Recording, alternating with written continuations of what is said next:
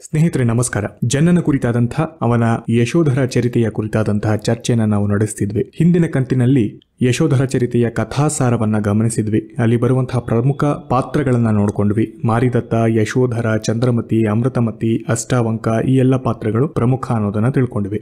ಮತ್ತು ಕತೆ ಹೇಗೆ ಸಾಗ್ತಾ ಹೋಗುತ್ತೆ ಅನ್ನೋದನ್ನ ಕೂಡ ಗಮನಿಸಿದ್ವಿ. ಕೇವಲ ಒಂದು ಸಂಕಲ್ಪ ಹಿಂಸೆ, ಅಂದ್ರೆ ಹಿಂಸೆಯನ್ನ ಮಾಡಬೇಕು ಅಂತ ಮನಸ್ಸಿನಲ್ಲಿ ಅಂದುಕೊಂಡದ್ದೇ ಅವರ ಅಂದ್ರೆ ಯಶೋಧರ ಮತ್ತು ಚಂದ್ರಮತಿಯ ನಾಶಕ್ಕೆ ಕಾರಣ ಆಗ್ತಾ ಹೋಗುತ್ತೆ ಅನ್ನೋದನ್ನ ನಾವು ಗಮನಿಸಿದ್ವಿ.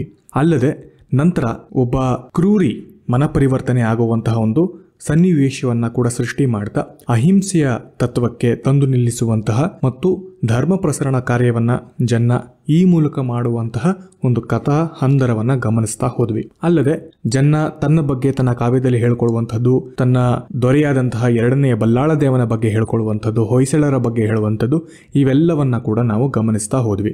ಇವಿಷ್ಟು ಕೂಡ ಈ ಯಶೋಧರ ಚರಿತೆಯ ಒಟ್ಟು ಕಾವ್ಯ ವಿಭಾಗಕ್ಕೆ ಒಂದು ವೇದಿಕೆಯನ್ನ ಕಲ್ಪಿಸಿಕೊಟ್ಟಿತು. ಈ ದಿನ ನಾವು ಕಾವ್ಯ ವಿಭಾಗವನ್ನ ಮುಂದುವರಿಸ್ತಾ ಹೋಗೋಣ. ಇವತ್ತಿನ ಸಂಚಿಕೆ ಬಹಳ ಮುಖ್ಯ ಆಗ್ತಾ ಹೋಗುತ್ತೆ. ಕಾರಣ ಮತ್ತೆ ನಾವು ಪ್ರಶ್ನೆಯನ್ನ ಏನು ಚರ್ಚೆ ಮಾಡಿದ್ವಿ ಅದನ್ನ ಗಮನಿಸಿ ನೋಡಿದರೆ ಗೊತ್ತಾಗುತ್ತೆ. ಜನ್ನನ ಅಮೃತಮತಿ ಮತ್ತು ಚಂಡಶಾಸನ ಪಾತ್ರ ಅಂದ್ರೆ ಪಾತ್ರದ ಸುತ್ತ ಇರುವಂತಹ ಒಂದು ಪ್ರಶ್ನೆ, ಜೀವದಯೆಯೇ ಜೈನ ಧರ್ಮದ ಸಾರ ಅನ್ನುವಂತಹ ಒಂದು ಉಕ್ತಿಯನ್ನ ಆರಿಸಿಕೊಂಡು ಜನ್ನ ಇಡೀ ಕಾವ್ಯವನ್ನ ಹೇಗೆ ಬರೆದಿದ್ದಾನೆ ಅನ್ನುವಂಥದ್ದು, ವಿಮರ್ಶೆಯ ಬೆಳಕಿನಲ್ಲಿ ಅಮೃತಮತಿಯ ಪಾತ್ರವನ್ನ ಕೇಳಿರುವಂಥದ್ದು, ಹಿಂಸೆಯ ವಿವಿಧ ಸ್ವರೂಪ ಅನ್ನುವಂಥದ್ದು ಗಮನಿಸಿ ನೋಡಿದಾಗ ನಾವು ಅಮೃತಮತಿಯ ಒಟ್ಟು ಪಾತ್ರದ ಕೇಂದ್ರವಾಗಿ ಪ್ರಶ್ನೆಗಳು ಮೂಡಿರುವಂಥದ್ದು ಮತ್ತು ಹಿಂಸೆಯ ಒಟ್ಟು ತತ್ವ ಹೇಗೆ ಇಲ್ಲಿ ತೋರಿಸಿದ್ದಾನೆ ಜನ್ನ, ಅದರ ಮುಖಾಂತರವಾಗಿ ಜೈನ ಧರ್ಮದ ಪ್ರತಿಪಾದನೆಯನ್ನ ಹೇಗೆ ಮಾಡ್ತಿದ್ದಾನೆ ಅನ್ನುವಂಥದ್ದು ನಡೆದಿದೆ. ಆ ಎಲ್ಲ ವಿಭಾಗಕ್ಕೆ ಬಹಳ ಮುಖ್ಯವಾದಂತಹ ಅಂಶಗಳು ಈ ಒಂದು ಸಂಚಿಕೆಯಲ್ಲಿ ನಾವು ನೋಡ್ತಾ ಹೋಗ್ಬೋದಾಗತ್ತೆ. ನಾನು ನೇರವಾಗಿ ಕಾವ್ಯಗಳ ಮುಖಾಂತರವೇ ಅಂದ್ರೆ ಪದ್ಯಗಳನ್ನ ಗುರುತಿಸುವಂತಹ ಮುಖಾಂತರವೇ ನಾನು ಅದನ್ನ ನಿಮಗೆ ಹೇಳ್ತಾ ಹೋಗ್ತೀನಿ. ಇವಿಷ್ಟು ಪದ್ಯಗಳು ನಿಮ್ಮ ಅಧ್ಯಯನಕ್ಕೆ ಸಾಕಾಗುತ್ತೆ. ಯಾಕಂದ್ರೆ ಕೆಲವರ ಹತ್ರ ಮೂಲ ಕಾವ್ಯದ ಪುಸ್ತಕಗಳು ಇರೋದಿಲ್ಲ. ಆ ನಿಟ್ಟಿನಲ್ಲಿ ನಾನು ಮೂಲ ಕಾವ್ಯದ ಪದ್ಯಗಳನ್ನೇ ನಾನು ಆರಿಸಿಕೊಂಡು ಮುಖ್ಯವಾಗಿ ಯಾವುದೆಲ್ಲ ವಿಭಾಗಕ್ಕೆ ಹೆಚ್ಚು ಒತ್ತನ್ನು ಕೊಡಬೇಕು ಅನ್ನೋದನ್ನ ಹೇಳ್ತಾ ಹೋಗ್ತೀನಿ. ಅದರ ಮುಖಾಂತರವಾಗಿ ನಿಮ್ಮ ಅಧ್ಯಯನವನ್ನ ಮಾಡಬಹುದು. ಇದು ಕೂಡ ಸಾಲಲಿಲ್ಲ ಅಂತ ಹೇಳಿದ್ರೆ ನೀವು ಮೂಲ ಕಾವ್ಯದ ಇನ್ನಷ್ಟು ಪದ್ಯಗಳನ್ನ ಆರಿಸಿಕೊಂಡು ನೀವು ನಿಮ್ಮ ಅಧ್ಯಯನವನ್ನ ಮುಂದುವರಿಸ್ತಾ ಹೋಗ್ಬೋದಾಗತ್ತೆ.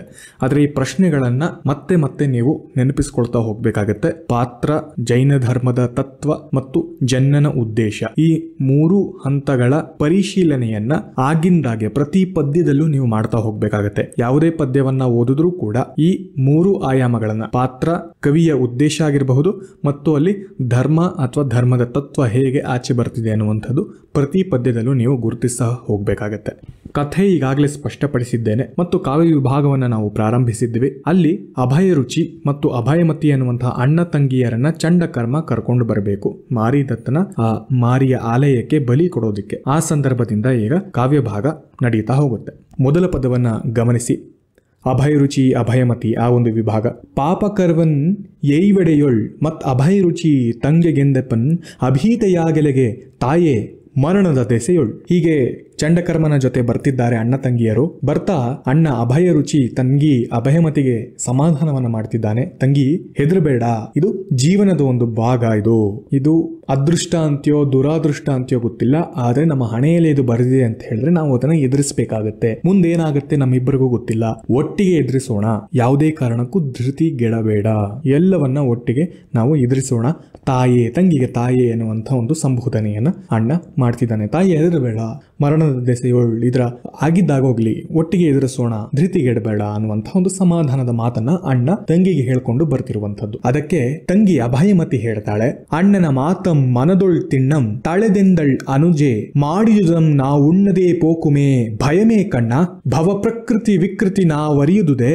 ಅಣ್ಣನ ಮಾತನ್ನ ಮನಸ್ಸಿಗೆ ಹಾಕೊಳ್ತಾಳೆ ಅಭಯಮತಿ. ಆಕೆ ಧೃತಿಗೆಟ್ಟಿರೋದಿಲ್ಲ, ಭಯ ಪಟ್ಟಿರೋದಿಲ್ಲ. ಅಣ್ಣನಷ್ಟೇ ಧೈರ್ಯದಿಂದ ಅಣ್ಣನಿಗೆ ಮರು ನುಡಿತಾಳೆ, ಅಣ್ಣ, ನಾವು ಅನುಭವಿಸದೇ ಇರುವಂತದ್ದೇನಾರು ಇದೆಯಾ? ನಾವು ನೋಡಿರದ ನರಕ ಯಾವ್ದಾರು ಇದೆಯಾ? ಸಾವು ನೋವುಗಳನ್ನ ನಾವು ಇದುವರೆಗೂ ಎಷ್ಟು ನೋಡಿಲ್ಲ. ನಾಯಿ, ನವಿಲು, ಹಂದಿ, ಕೋಳಿ, ಹೀಗೆ ಅನೇಕ ಅವತಾರಗಳನ್ನ ಎತ್ತಿ ನಾವೀಗ ಬಂದಿದ್ದೇವೆ. ಎಲ್ಲದರಲ್ಲೂ ನಾವು ನರಕಗಳನ್ನ ನಾವು ನೋಡ್ತಾ ಬಂದಿದ್ದೇವೆ. ಅದನ್ನ ಮೀರಿದಂತಹದ್ದೇನಾರು ಇರುತ್ತಾ? ಖಂಡಿತವಾಗಿಯೂ ಇಲ್ಲ ಅಲ್ವೇ?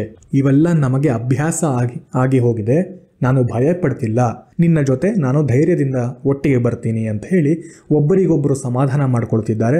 ಆ ಚಿಕ್ಕ ಬಾಲಕರು ತಮ್ಮ ಮನಸ್ಸನ್ನ ಹತೋಟಿಯಲ್ಲಿ ಇಟ್ಟುಕೊಂಡು ಬಹಳ ಕಂಟ್ರೋಲ್ಡ್ ರೀತಿಯಲ್ಲಿ ಬರುವಂತಹ ಒಂದು ಸನ್ನಿವೇಶವನ್ನ ನಾವು ಗಮನಿಸಬಹುದು. ಮುಂದೆ ಇಂತ್ ಓರ್ವರ್ ಸಂತೈಸುತ್ತಂ ನೃಪೇಂದ್ರ ತನುಜಾತರ್ ನಿಶ್ಚಿತಂ ಪೊಕ್ಕರ್ ಪಸಿದ ಕೃತಾಂತನ ಬಾಣಸುವಲಿರ್ದ ಮಾರಿಯ ಮನೆಯಂ. ಹೀಗೆ ಒಬ್ಬರನ್ನೊಬ್ಬರು ಅಣ್ಣ ತಂಗಿಯರು ಸಮಾಧಾನ ಮಾಡ್ಕೊಳ್ತಾ ನೀನು ಭಯಪಡಬೇಡ ಅಂತ ಹೇಳ್ತಾ ಇರ್ತಾರೆ. ಆ ರಾಜಪುತ್ರ ಮತ್ತು ಪುತ್ರಿಯರು ಹಸಿದ ಯಮನ ಅಡುಗೆ ಮನೆಯ ಹಾಗೆ, ಮಾರಿದತ್ತನ ಆ ಒಂದು ಆಲೆ ಏನಿರುತ್ತೆ ಬಲಿ ಕೊಡುವಂಥದ್ದು, ಅದು ಹಸಿದ ಯಮನ ಅಡುಗೆ ಮನೆಯ ಹಾಗೆ ಇತ್ತಂತೆ ಆ ಮಾರಿಯ ಮನೆ. ಅಲ್ಲಿಗೆ ಅಣ್ಣ ತಂಗಿಯರು ಒಳ ಹೋಗ್ತಾರೆ ಚಂಡಕರ್ಮನ ಜೊತೆಗೆ. ಇದು ಸುಮ್ಮನೆ ಒಂದು ಹಿನ್ನೆಲೆಯನ್ನ ಕೊಡುವಂಥದ್ದು. ಹೀಗೆ ಒಬ್ಬರನ್ನೊಬ್ಬರು ಸಮಾಧಾನ ಮಾಡಿಕೊಳ್ತಾ ಇವೆಲ್ಲವನ್ನ ನಾವು ನೋಡಿದ್ದೇವೆ. ಭಯ ಪಡುವಂತಹ ಅವಶ್ಯಕತೆ ಇಲ್ಲ, ಧೃತಿಗೆಡುವಂತಹ ಅವಶ್ಯಕತೆ ಇಲ್ಲ, ಒಟ್ಟಿಗೆ ನಾವು ಇದನ್ನು ಎದುರಿಸೋಣ ಅಂತ ಹೇಳಿ ಸಮಾಧಾನ ಮಾಡಿ ಆ ಯಮಕೂಪಕ್ಕೆ ಬಂದು ನಿಲ್ಲುವಂತಹ ಒಂದು ಸನ್ನಿವೇಶವನ್ನ ಕವಿ ಇಲ್ಲಿ ನಮಗೆ ಸೃಷ್ಟಿಸ್ತಾನೆ. ಹೀಗೆ ಯಮಕೂಪಕ್ಕೆ ಕಾಲಿಡುವಂತಹ ಅಣ್ಣ ತಂಗಿಯರು ಸುತ್ತ ನೋಡ್ತಾರೆ. ಆಗ ಜನ್ನ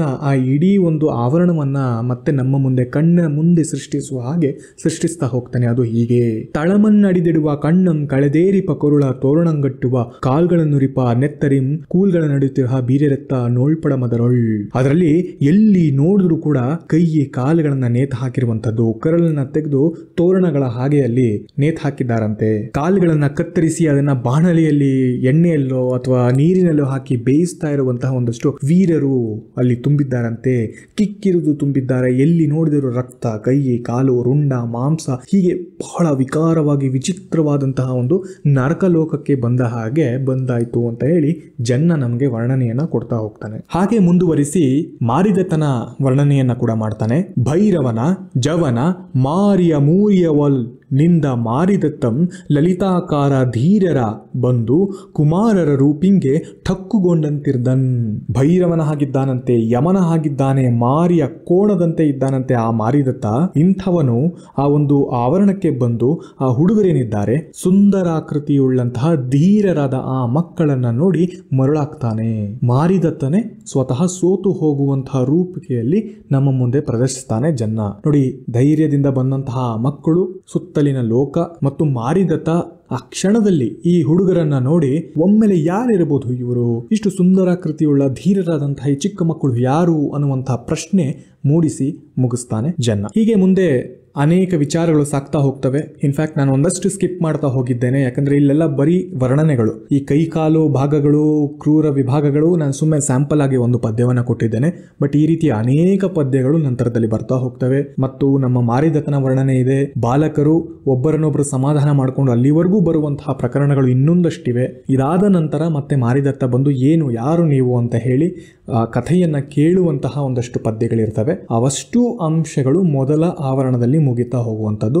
ಮೊದಲ ಆವರಣ ಹೀಗೆ ಸಮಾಪ್ತಿಯಾಗುತ್ತೆ. ಅಭಯರುಚಿ ಅಭಯಮತಿಗಳು ಕಥೆಯನ್ನ ಪ್ರಾರಂಭಿಸುವಂಥದ್ದು, ಅಂದ್ರೆ ಅವರ ಹಿಂದಿನ ಜನ್ಮಾಂತರದ ಒಂದು ಅಂಶಗಳನ್ನ ನಮ್ಮ ಮಾರಿದತ್ತನಿಗೆ ಹೇಳುವಂತಹ ಅಂಶಗಳಿಗೆ ಮೊದಲ ಆವರಣ ಅಲ್ಲಿಗೆ ಮುಗಿತಾ ಹೋಗುತ್ತೆ. ಎರಡನೆಯ ಒಂದು ಆವರಣದಲ್ಲಿ ಒಟ್ಟು ನಮ್ಮ ಯಶೋಧರನ ಕಂಪ್ಲೀಟ್ ಆ ಪಿಕ್ಚರ್ ಪ್ರಾರಂಭ ಆಗುತ್ತೆ.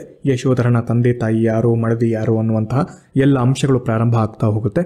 ಅಲ್ಲಿ ಯಶೋಧರನ ವರ್ಣನೆ ಹೀಗೆ ಬರ್ತಾ ಹೋಗುತ್ತೆ. ಅವನು ಎಷ್ಟು ಸುಂದರವಾಗಿದ್ದ ಅನ್ನೋದಕ್ಕೆ: ನೋಡುವ ಕಣ್ಗಳ ಸಿರಿ, ಮಾತಾಡುವ ಬಾಯಿಗಳ ರಸಾಯನ, ಸಂತಸದಿಂ ಕೂಡುವ ತೋಳ್ಗಳ ಪುಣ್ಯಂ, ನಾಡಾಡಿಯ ರೂಪೆಕುವರ ವಿದ್ಯಾಧರನ್ ಆ ಯಶೋಧರನ್ ಅಂತ ಹೇಳ್ತಾನೆ. ಅವನು ಹೇಗಿದ್ದ ಅಂದ್ರೆ ನೋಡುವ ಕಣ್ಗಳಿಗೆ ಸಂಪತ್ತಿನ ಹಾಗೆ ಇದ್ದನಂತೆ, ಮಾತನಾಡುವ ಬಾಯಿಗಳ ರಸಾಯನ ಹಾಗೆ ಇದ್ದಂತೆ, ಸಂತೋಷದಿಂದ ಅಪ್ಪಿತಪ್ಪಿ ನಮಗೇನಾದ್ರೂ ಆಲಿಂಗಿಸ್ಕೊಳ್ಳೋಕೆ ಏನಾದ್ರೂ ಅವಕಾಶ ಸಿಕ್ಕಿಬಿಟ್ರೆ ಅದು ನಮ್ಮ ಪುಣ್ಯ ಆದ ಹಾಗೆ ಇದ್ದಂತೆ, ವಿದ್ಯಾಧರನ ಹಾಗೆ ಇದ್ದಂತಹ ಕುಮಾರ ಅಸಾಮಾನ್ಯನ ಹಾಗಿದ್ದಂತೆ, ಅಷ್ಟು ಚೆಲುವು ತುಂಬಿತ್ತಂತೆ ಆ ಯಶೋಧರನಲ್ಲಿ. ಇದನ್ನ ಏನಕ್ಕೆ ಜನ್ನ ಒತ್ತಿ ಹೇಳ್ತಾನೆ ಅಂದ್ರೆ, ಇಂಥವನನ್ನ ಮುಂದೆ ಅಮೃತಮತಿ ಬಿಟ್ಟು ಆ ಅಷ್ಟಾವಂಕ 8 ದಿಕ್ಕಿನಲ್ಲೂ ಅಂದ್ರೆ 8 ಭಾಗಗಳಲ್ಲಿಯೂ ಕೂಡ ಕುರೂಪಿಯಂತಿರುವಂತಹ ಅಷ್ಟಾವಂಕನನ್ನ ಹೋಗಿ ಕೂಡೋದಕ್ಕೆ ಹೇಗೆ ಸಾಧ್ಯ ಅನ್ನುವಂತಹ ಒಂದು ವೇದಿಕೆಯನ್ನ ನಿರ್ಮಿಸಬೇಕಾಗತ್ತೆ. ಸುಮ್ಮನೆ ಯಶೋಧರ ತುಂಬಾ ಚೆನ್ನಾಗಿದ್ದ ಅಂತ ಹೇಳಲಿಕ್ಕೆ ಆಗೋದಿಲ್ಲ. ಅವನಲ್ಲಿ ಎಷ್ಟು ಸೌಂದರ್ಯ ತುಂಬಿತ್ತು ಅನ್ನೋದನ್ನ ಬಹಳ ಬಹಳ ಆಳವಾಗಿ ಜನ್ನ ವರ್ಣಿಸ್ತಾ ಹೋಗ್ತಾನೆ. ಅದನ್ನ ನಾವು ಗಮನಿಸಬೇಕಾಗತ್ತೆ. ಯಶೋಧರನ ಬಗ್ಗೆ ನಾವೇನಾದ್ರೂ ಉತ್ತರವನ್ನ ಬರೀಬೇಕಾದ್ರೂ ಕೂಡ ಈ ಪದ್ಯವನ್ನ ನಾವು ಇಲ್ಲಿನ ಕೆಲವು ಸಾಲುಗಳನ್ನು ಯೂಸ್ ಮಾಡ್ಕೊಳ್ಬಹುದು. ಮತ್ತೆ ಅದನ್ನ ಮುಂದುವರೆಸಿ ಹೇಳ್ತಾನೆ. ಎಳೆವೆಳ್ದಿಂಗಳ್ ನೆನೆಗಣೆ ಮಳೆಯಾನಿಳನಿಲ್ಲಿ ಮೂವರೊಳಗಾರೋ ಕುತೂಹಲ ಮಾದು ನೆಪ್ಪುದ ಕಣ್ಣೊಳವೆ ಯಶೋಧರ ಕುಮಾರನಂ ಕಾಣನುಡಂ. ಎಳೆಯ ಬೆಳದಿಂಗಳೋ, ಹೂಬಾಣವೋ, ಮಲಯ ನಿಲವೋ, ಈ ಮೂವರಲ್ಲಿ ಯಾರು ಈತ ಅಥವಾ ಎಲ್ಲರನ್ನು ಒಳಗೊಂಡಂಥವನೋ ಹಾಗಿದ್ದಾನೆ ಯಶೋಧರ ಕುಮಾರ. ಆತನನ್ನು ನೋಡ್ತಾ ಇದ್ರೆ ಇವೆಲ್ಲ ನೆನಪಿಗೆ ಬರುತ್ತೆ ಅಂತ ಕವಿ ಇನ್ನನ ವರ್ಣನೆಯನ್ನ ಮಾಡ್ತಾ ಹೋಗಿದ್ದಾನೆ. ಹೀಗೆ ಅವರ ವರ್ಣನೆ ಸಾಕ್ತಾ ಹೋಗುತ್ತೆ. ಅಮೃತಮತಿಯ ವರ್ಣನೆ ಬರುತ್ತೆ. ಅವರು ಹೇಗೆ ಸುಖ ಸಂಸಾರದಲ್ಲಿ ಜೀವನದಲ್ಲಿ ಇದ್ರು ಅನ್ನುವಂಥದ್ದು ನಡೆಯುತ್ತೆ. ಇವರನ್ನೆಲ್ಲ ನೋಡಿ ಜನರು ಅಸೂಯೆ ಪಟ್ಕೊಳ್ಳುವಂಥದ್ದು ಇವೆಲ್ಲವೂ ಕೂಡ ಒಂದು ಬಿಲ್ಡಪ್ ರೀತಿಯಲ್ಲಿ ಕೊಡುವಂಥದ್ದು, ಒಂದು ವೇದಿಕೆಯಾಗಿ ಕಲ್ಪಿಸುವಂಥದ್ದು, ಸೋ ದಟ್ ಮುಂದೆ ಇವರ ನಡುವೆ ಬರುವಂತಹ ಬಿರುಕಿಗೆ ಒಂದು ಅರ್ಥ ಸಿಗಲಿ ಅನ್ನುವಂಥದ್ದು ಅಷ್ಟೇ. ಹೀಗೆ ನಡೀತಾ ಹೋಗಬೇಕಾದ್ರೆ ಒಂದು ರಾತ್ರಿ ಏನು ಅವರು ಮಲಗಿಕೊಂಡಿರುವಾಗ ಅಷ್ಟಾವಂಕನ ದನಿ ಕೇಳುತ್ತೆ. ಆ ಒಂದು ವಿಭಾಗಕ್ಕೆ ಬರೋಣ.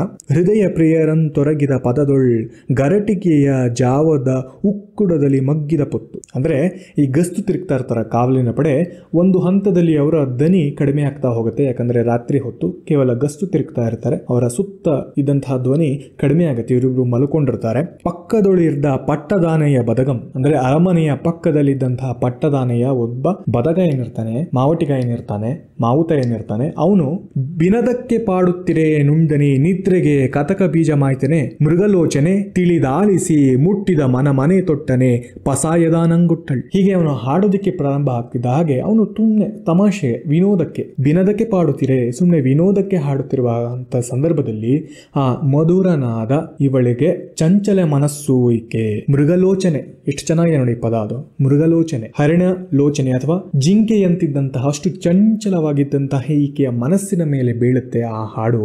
ಇನ್ನು ನಿದ್ದೆಗೆ ಎಲ್ಲಿಯ ಮಾತದು, ಮನಸ್ಸಿನ ಮೇಲೆ ಈ ಒಂದು ನಾದ ಯಾವಾಗ ಬಿತ್ತು ಆಕೆಗೆ ನಿದ್ರೆ ಅನ್ನುವಂಥದ್ದು ಹೊರಟೋಗುತ್ತೆ. ಆ ಸಂದರ್ಭದಲ್ಲಿಯೇ ಬಹಳ ಮುಖ್ಯವಾದಂತಹ ಅಂಶ ನೋಡಿ, ಆ ಸಂದರ್ಭದಲ್ಲಿ ಮನಸ್ಸನ್ನ ಆತನಿಗೆ ಕೊಟ್ಟು ಬಿಡ್ತಾಳೆ. ಆತ ಯಾರು ಏನು ಎತ್ತ ಏನು ಗೊತ್ತಿಲ್ಲ, ಕೇವಲ ಆ ನಾದ ಬಂದ ಕೂಡಲೇ ಮನಸ್ಸನ್ನ ಎತ್ತು ಕೊಟ್ಟು ಬಿಡ್ತಾಳೆ ಅನ್ನುವಂಥದ್ದು. ದೇಹವನ್ನ ಕೊಡೋದಕ್ಕಿಂತ ಬಹಳ ದೊಡ್ಡದು ಈ ಮನಸ್ಸು ಕೊಡುವಂಥದ್ದು. ಒನ್ಸ್ ದಟ್ ಹ್ಯಾಪನ್ಸ್, ಮನಸ್ಸನ್ನ ಕೊಟ್ಟ ನಂತರ ಎಲ್ಲವನ್ನ ಕೊಟ್ಟ ಹಾಗೆ ಅನ್ನುವಂಥ ಒಂದು ಭಾಗವನ್ನ ಜನ್ನ ಇಲ್ಲಿ ಬಹಳ ಮಾರ್ಮಿಕವಾಗಿ ಇಲ್ಲಿ ಹೇಳ್ತಾ ಹೋಗ್ತಾನೆ. ಅಮೃತಮತಿ ತನ್ನ ಮನಸ್ಸನ್ನ ಆ ಒಂದು ಅರೆಕ್ಷಣದಲ್ಲೇ ಕೊಟ್ಟು ಬಿಡ್ತಾಳೆ. ಇನ್ನು ಉಳಿದಿದ್ದೇನಿದೆ, ಏನೂ ಇಲ್ಲ, ನಂತರ ಬರೋದೆಲ್ಲ ದೇಹ ಸುಖ, ಇವೆಲ್ಲವೂ ಕೂಡ ಯಾವುದೂ ಕೂಡ ಅರ್ಥವಿಲ್ಲದ್ದು. ಬಿಕಾಸ್ ಮನಸ್ಸನ್ನ ಹಿಂದೆ ಈಗಾಗಲೇ ಕೊಟ್ಟು ಬಿಟ್ಟಿದ್ದಾಳೆ ಅನ್ನೋದನ್ನ ಜನ್ನ ಇಲ್ಲಿ ಹೈಲೈಟ್ ಮಾಡ್ತಾನೆ. ನೋಡಿ ವೃತ್ತಾಂತ ಹೇಗೆ ಬದಲಾಗ್ತಾ ಹೋಗ್ತಾ ಇದೆ ಅನ್ನುವಂಥದ್ದು. ಅಷ್ಟು ಸುಂದರವಾಗಿದ್ದಾನೆ ಗಂಡ, ಎಲ್ಲರೂ ಅಸೂಯೆ ಪಡಬಹುದಾದಂಥ ಒಂದು ಸಂಸಾರವನ್ನ ನಡೆಸಬಹುದು ಅಂತ ಎಲ್ಲ ಅನ್ಕೊಂಡಿರ್ತಾರೆ. ಆದ್ರೆ ಗೊತ್ತಿಲ್ಲದ ಯಾವುದೋ ಒಂದು ನಾದ ಆಕೆಯ ನಿದ್ದೆಯನ್ನ ಹಾಳು ಮಾಡೋದಲ್ಲದೆ ಆಕೆ ಮನಸ್ಸನ್ನು ಆತನಿಗೆ ಕೊಟ್ಟು ಬಿಡುವಂತಹ ಒಂದು ಪ್ರಕರಣ ಇಲ್ಲಿ ನಡೆಯುತ್ತೆ. ಅರೆ ಕ್ಷಣದಲ್ಲಿ ಮನೋವೈಜ್ಞಾನಿಕ ಹಿನ್ನೆಲೆಯಲ್ಲಿ ನೋಡ್ತಾ ಹೋದ್ರೆ ಇದು ಬಹಳ ವಿಭಿನ್ನವಾದಂತಹ ಒಂದು ಪ್ರಯೋಗ ಅಂತ ಹೇಳಬಹುದು. ಇದು ನಡೆದಂಥದ್ದು 12, 13, 14ನೇ ಶತಮಾನದಲ್ಲಿ, ಸಾವಿರಾರು ವರ್ಷಗಳ ಹಿಂದೆ ನಡೆದಂತಹ ಈ ಒಂದು ಕಥಾನಕ ಆಗಿನವರಿಗೆ ಹೇಗೆ ಅದು ಸ್ವೀಕಾರ ಆಗಿರಬಹುದು, ಅಥವಾ ನಮಗಿಂತ ಅವರು ಬಹಳ ಮುಂದುವರೆದಿದ್ರು, ಪ್ರೋಗ್ರೆಸಿವ್ ಆಗಿದ್ದರೆ ಏನೋ ಗೊತ್ತಿಲ್ಲ. ಈ ಒಂದು ಪ್ರಯೋಗ ಏನಿದೆ, ಜನ್ನ ವಾದಿರಾಜರು ಮಾಡಿದಂತಹ ಈ ಒಂದು ಪ್ರಯೋಗ ಏನಿದೆ, ಬಹಳ ವಿಶಿಷ್ಟವಾಗಿ ಈ ಒಂದು ಕ್ಷಣದಿಂದ ಬದಲಾಗ್ತಾ ಹೋಗುತ್ತೆ ಅನ್ನೋದನ್ನ ನೀವು ಗಮನಿಸಬೇಕಾಗತ್ತೆ. ಇವೆಲ್ಲವನ್ನ ನೀವು ಎಕ್ಸಾಮ್ನಲ್ಲಿ ಬಹಳ ಸ್ಪಷ್ಟವಾಗಿ ಹೈಲೈಟ್ ಮಾಡಬೇಕಾಗತ್ತೆ. ಅಷ್ಟು ಸುಂದರವಾಗಿದ್ದಂತಹ ತನ್ನ ಗಂಡನ ಒಂದೊಂದು ಅಂಶಗಳನ್ನ ಬದಿಗೊತ್ತಿ ಹೀಗೆ ಮನಸ್ಸನ್ನ ಬದಲಾಯಿಸ್ತಾಳೆ ಅಮೃತಮತಿ ಅನ್ನುವಂಥ ವಿಭಾಗವನ್ನ ನೀವು ಹೈಲೈಟ್ ಮಾಡಬೇಕಾಗುತ್ತೆ. ಯಶೋಧರನನ್ನ ನಾನಾ ರೀತಿಯಲ್ಲಿ ವರ್ಣನೆ ಮಾಡೋದನ್ನ ನಾವು ನೋಡಿದ್ವಿ. ಎಷ್ಟು ಸುಂದರವಾಗಿದ್ದ ಆತ ಅನ್ನುವಂಥದ್ದನ್ನ ಬಹಳ ಬಹಳ ಚೆನ್ನಾಗಿ ಜನ್ನ ವಿವರಣೆಯನ್ನ ಕೊಡ್ತಾ ಹೋಗ್ತಾನೆ. ಈಗ ತನ್ನ ದೂತೆಯನ್ನ ಕಳಿಸಿದಂತಹ ಅಮೃತಮತಿ, ಯಾರು ಅವನು ನೋಡ್ಕೊಂಡು ಬಾ, ಹೇಗಿದ್ದಾನೆ, ಅವನು ಯಾರು ಅನ್ನೋದು ನನಗೆ ಬೇಕಾಗಿದೆ, ಆತನಿಗೆ ಮನಸ್ಸು ಕೊಟ್ಟು ಬಿಟ್ಟಿದ್ದೇನೆ, ಅವನ ಬಗ್ಗೆ ವಿಚಾರವನ್ನು ತಿಳ್ಕೊಂಡು ಬಾ ಅಂತ ಹೇಳಿ ಕಳಿಸಿರ್ತಾಳಲ್ಲ, ಆಕೆ ಬಂದು ವಿವರಣೆಯನ್ನ ಕೊಡ್ತಾ ಹೋಗ್ತಾಳೆ. ಅಷ್ಟಾವಂಕ ಅಂದ್ರೆ 8 ದಿಕ್ಕಿನಲ್ಲಿ ಅಥವಾ 8 ತನ್ನ ಅಂಗಗಳು ಕುರೂಪವನ್ನ ಹೊಂದಿರುವಂಥದ್ದು, ಯಾವುದು ಕೂಡ ನೆಟ್ಟಗಿಲ್ಲ ಅಂತ ಹೇಳೋದಕ್ಕೆ ಅಷ್ಟಾವಂಕ ಅಂತ ಕರೆಯುವಂಥದ್ದು. ಹಾಗಿದ್ದಾನೆ ಆತ ಅಂತ ಹೇಳಿ ತನ್ನ ದೂತೆ ಎಕ್ಸ್ಪ್ಲೇನ್ ಮಾಡ್ತಾ ಹೋಗುವಂತಹ ಒಂದು ವಿಭಾಗ ಇರುತ್ತೆ. ಅದನ್ನ ಯಶೋಧರ ವರ್ಣನೆ ಮಾಡೋದಕ್ಕೂ ಮತ್ತು ಈತನನ್ನ ವರ್ಣನೆ ಮಾಡೋದಕ್ಕೂ ಎಷ್ಟು ಕಾಂಟ್ರಾಸ್ಟ್ ಆಗಿದೆ, ಎಷ್ಟು ಎಕ್ಸ್ಟ್ರೀಮ್ ಆಗಿದೆ ಅನ್ನೋದನ್ನ ನೀವು ಗಮನಿಸ್ತಾ ಹೋಗಿ. ಇದು ಕೂಡ ನಿಮಗೆ ಯಾವುದಾದ್ರೂ ಎಕ್ಸ್ಪ್ಲನೇಷನ್ ಕೊಡಬೇಕಾದ್ರೆ, ವಿವರಣೆಯನ್ನು ಕೊಡಬೇಕಾದ್ರೆ ಒಂದೆರಡು ಸಾಲುಗಳನ್ನ ನೀವು ಇಲ್ಲಿ ಉಪಯೋಗಿಸ್ಕೊಳ್ತಾ ಹೋಗ್ಬೋದಾಗತ್ತೆ. ಪರಿದಲೆ, ಕುಳಿನೊಸಲು, ಅಳಿಗಣ್ಣು, ಒರೆವಾಯ್, ಹಪ್ಪಳಿಕೆ ಮೂಗು, ಮುರುಟಿದ ಕಿವಿ, ಬಿಬ್ಬಿರಿವಲ್, ಕುಸಿಗೊರಲ್, ಇಳಿದೆರ್ದೆ, ಪೊರಂಟ ಬೆನ್, ಬಾತ ಬಸಿರಣಂಗಿದ ಜಗನಂ. ಹೇಗಿತ್ತು ಅನ್ನೋದನ್ನ ಹೇಳ್ತಾ ಹೋಗ್ತಾ ನೋಡಿ. ಪರಿದೆಲೆ, ಹರಕು ತಲೆ, ಕೂದಲೆಲ್ಲ ಹರಕು ಮುರುಕಾಗಿ ಇರುವಂತಹದ್ದು, ಗುಳಿ ಬಿದ್ದಿರುವಂತಹ ಹಣೆ, ವಿಕಾರವಾದಂತಹ ಕಣ್ಣು, ಒರೆವಾಯಿ, ಸುರಿಯುವಂತಹ ಬಾಯಿ ಜೊಲ್ಲು ಸುರಿತಾ ಇದೆಯಂತೆ, ಹಪ್ಪಳಿಕೆ ಮೂಗು, ಚಪ್ಪಟೆಯಾದಂತಹ ಮೂಗು, ಸುರುಟಿಕೊಂಡಿರುವಂತಹ ಕಿವಿ, ಬಿರಿದ ಹಲ್ಲು, ಬಿಬ್ಬಿರಿವಲ್ ಅಂತ ಹೇಳ್ತಾನೆ, ಬಿರಿದಂತಹ ಹಲ್ಲು ಅಥವಾ ಉಬ್ಬು ಹಲ್ಲು ಇರಬಹುದೇನೋ, ಕುಸಿದಂತಹ ಕೊರಳು, ಒಳಗೆ ಹೋದಂತಹ ಎದೆ, ಹೊರಚಾಚಿರುವಂತಹ ಬೆನ್ನು, ಪೊರಂಟ ಬೆನ್, ಬಾತ ಬಸಿರಂಗಿಡಿದ ಜಗನಂ, ಬಾತುಕೊಂಡಿರುವಂತಹ ಹೊಟ್ಟೆ, ಅಡಗಿ ಹೋಗಿರುವಂತಹ ತನ್ನ ಹಿಂಭಾಗ. ಮುಂದಿನ ಭಾಗದಲ್ಲಿ ಹಾಗೆ ಹೇಳ್ತಾ ಹೇಳ್ತಾ ಮಯ್ಯನಾಥಂ ಅಂತ ಹೇಳ್ತಾನೆ. ಮೈಯ ದುರ್ನಾಥ ತುಂಬಿಕೊಂಡಿರುವಂಥದ್ದು, ದುರ್ವಾಸನೆ ಇದೆ, ಕಪ್ಪು ಚರ್ಮ ತುಂಬಿದಂತಹ ಹಳೆಯ ಕುಳಿಗಳು ಬಿದ್ದಿರುವಂಥದ್ದು. ಬಹುಶಃ ಇದು ಕುಷ್ಠರೋಗದ ಸಮೀಪಕ್ಕೆ ಇರುವಂತಹ ಒಂದು ವರ್ಣನೆಯನ್ನ ಜನ್ನ ನೆನೆಸಿಕೊಂಡು ಕೊಡ್ತಿದ್ದಾನೆ. ಮೈಯಲ್ಲೆಲ್ಲ ಗುಳಿ ಬಿದ್ದಿದೆ, ಅದರಿಂದ ಗಬ್ಬು ವಾಸನೆ ಬರ್ತಿದೆ, ದುರ್ವಾಸನೆ ಬರ್ತಿದೆ ಎನ್ನುವಂಥದ್ದು. ಕೈಗಳ್ ಕುರಗೆಣ್ಣು, ಕೂನು ಬೆನ್, ಕಾಲ್ ಮುರಿಯಿಸುವುದು, ಟೊಂಕ ಮುರಿದ ಕತ್ತೆಯ ಕಾಲಂ ಅಂತ ಹೇಳ್ತಾ ಹೋಗ್ತಾರೆ. ಅಂದ್ರೆ ಎಲ್ಲ ಭಾಗಗಳು ಕೂಡ ನೆಟ್ಟಿಗಿಲ್ಲ, ಯಾವುದು ನೆಟ್ಟಿಗಿಲ್ಲ. ಗೂನು ಬೆನ್ನಿದೆ, ಕಾಲು ಸೊಂಟ ಮುರಿದಿರುವ ಕತ್ತೆಯ ಕಾಲನ್ನು ನೆನಪಿಸುವಂಥದ್ದು. ಹೀಗೆ ಪ್ರತಿಯೊಂದು ಭಾಗವೂ ಕೂಡ ಯಾವುದೂ ಸರಿ ಇಲ್ಲ ಅಂತ ಹೇಳಿ ಜನ್ನ ವಿವರಣೆ ಕೊಡ್ತಾ ಹೋಗ್ತಾನೆ. ನಿಮಗೆ ಮೊದಲ ಭಾಗವನ್ನು ನೆನಪಿಟ್ಕೊಂಡ್ರೆ ಸಾಕಾಗತ್ತೆ, ಅಥವಾ ಅದನ್ನು ಎಲ್ಲಾದರೂ ಪ್ರಯೋಗಿಸಬೇಕು ಅಂದ್ರೆ ಅದನ್ನು ಪ್ರಯೋಗಿಸಬಹುದು. ಎರಡೂ ಭಾಗಗಳು ಏನು ಬೇಕಿಲ್ಲ ನಮಗೆ. ಅದಕ್ಕೆ ಮೊದಲನೇದನ್ನ ಹೈಲೈಟ್ ಮಾಡಿದ್ದೀನಿ.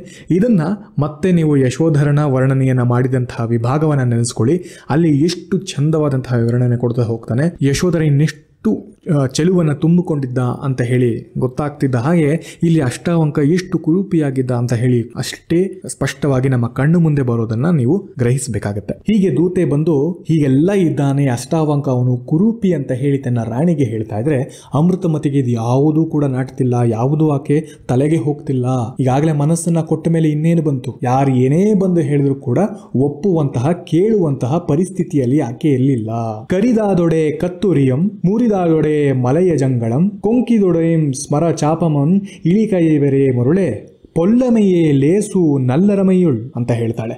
ಕಪ್ಪಾಗಿದೆ ಅಂತ ಹೇಳಿ ಕಸ್ತೂರಿಯನ್ನ, ಒರಟಾಗಿದೆ ಅಂತ ಹೇಳಿ ಶ್ರೀಗಂಧದ ಮರವನ್ನ, ಡೊಂಕಾಗಿದೆ ಅಂತ ಹೇಳಿ ಕಾಮನ ಬಿಲ್ಲನ್ನ ಯಾರೋ ಕಡೆಗಣಿಸ್ತಾರ ನೋಡಿ. ಯಾವೆಲ್ಲ ರೀತಿಯಲ್ಲಿ ಆಕೆ ಡಿಫೆಂಡ್ ಮಾಡ್ಕೊಳ್ತಿದ್ದಾಳೆ ಅಷ್ಟಾವಂಕನ ಕುರೂಪವನ್ನ. ಇನ್ನು ನೋಡಿಲ್ಲ ಆಕೆ, but she is trying to defend. ಮನಸ್ಸು ಕೊಟ್ಟಿರೋದ್ರಿಂದ ಈ ಎಲ್ಲ ಅಂಶಗಳು ಆಗ್ತಿದೆ ಅಂತ ಹೇಳುವಂಥದ್ದು. ಕಪ್ಪಾಗಿದೆ ಅಂತ ಹೇಳಿ ಕಸ್ತೂರಿಯನ್ನ ಎಸಿತಕ್ಕಾಗತ್ತಾ? ಒರಟಾಗಿದೆ ಅಂತ ಹೇಳಿ ಶ್ರೀಗಂಧವನ್ನ ಬಿಸಾಕಕ್ಕಾಗತ್ತಾ?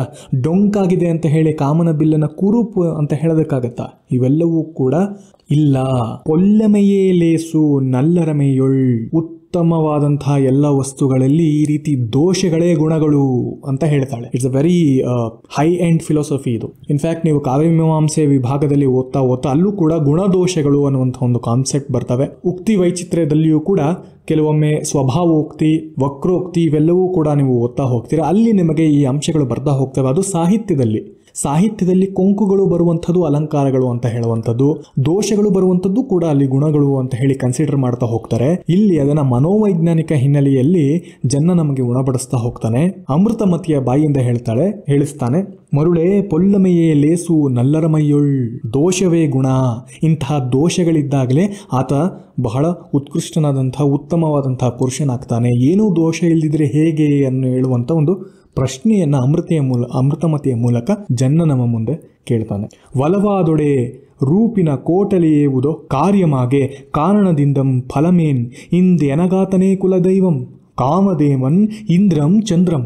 ಅಬ್ಬಬ್ಬಾ, ಏನೆಲ್ಲ ವರ್ಣನೆಗಳನ್ನ ಹೇಳ್ತಿದ್ದಾಳೆ ಆಕೆ. ಪ್ರೀತಿ ಉಂಟಾದ ಮೇಲೆ ರೂಪವನ್ನ ಕಟ್ಕೊಂಡಾದ್ರೂ ಏನು, ಮನಸ್ಸು ಕೊಟ್ಟ ಮೇಲೆ ದೈಹಿಕವಾದಂತಹ ಸ್ವರೂಪಗಳು ನಮಗೆ ಬೇಕಿಲ್ಲ, ಮನಸ್ಸು ಓತ್ ಬಿಟ್ಟಿದ್ದೇನೆ. ಒಮ್ಮೆ ಮನಸ್ಸು ಕೊಟ್ಟ ಮೇಲೆ ಕೂತು ಯೋಚನೆ ಮಾಡಿ ದೇಹವನ್ನ ನಾವು ಕೂತ್ಕೊಂಡು ಕಲ್ಪನೆ ಮಾಡ್ಕೊಳಕ್ಕಾಗುತ್ತಾ? ಶುದ್ಧವಾದಂತಹ ಪ್ರೇಮ ಹೇಗಿರಬೇಕು ಅಂತ ಹೇಳಿ ಅಮೃತಮತಿ ಇದನ್ನ ಹೇಳ್ತಾ ಡಿಫೆಂಡ್ ಮಾಡ್ಕೊಳ್ತಿದ್ದಾಳೆ. ಈ ದಿನ ಅಂದ್ರೆ ಒಲಿದವನ್ ಆತನ್ ಈಗ ನನಗೆ ಕಾಮದೇವನೂ ಅವನೇ, ಇಂದ್ರನೂ ಅವನೇ, ಚಂದ್ರನೂ ಅವನೇ, ಎಲ್ಲವೂ ಅವನೇ ನನಗೆ, ಇನ್ನು ಮೇಲಿಂದ ಎಲ್ಲವೂ ಅವನೇ ನನಗೆ, ಅವನಿಗೆ ಒಲಿದು ಬಿಟ್ಟಿದ್ದೇನೆ ಅಂತ ಹೇಳಿ ಮತ್ತೆ ಇಲ್ಲಿ ಆಕೆಯ ಮೂಲಕ ಡಿಫೆಂಡ್ ಮಾಡಿಸ್ತಾನೆ ಜನ್ನ.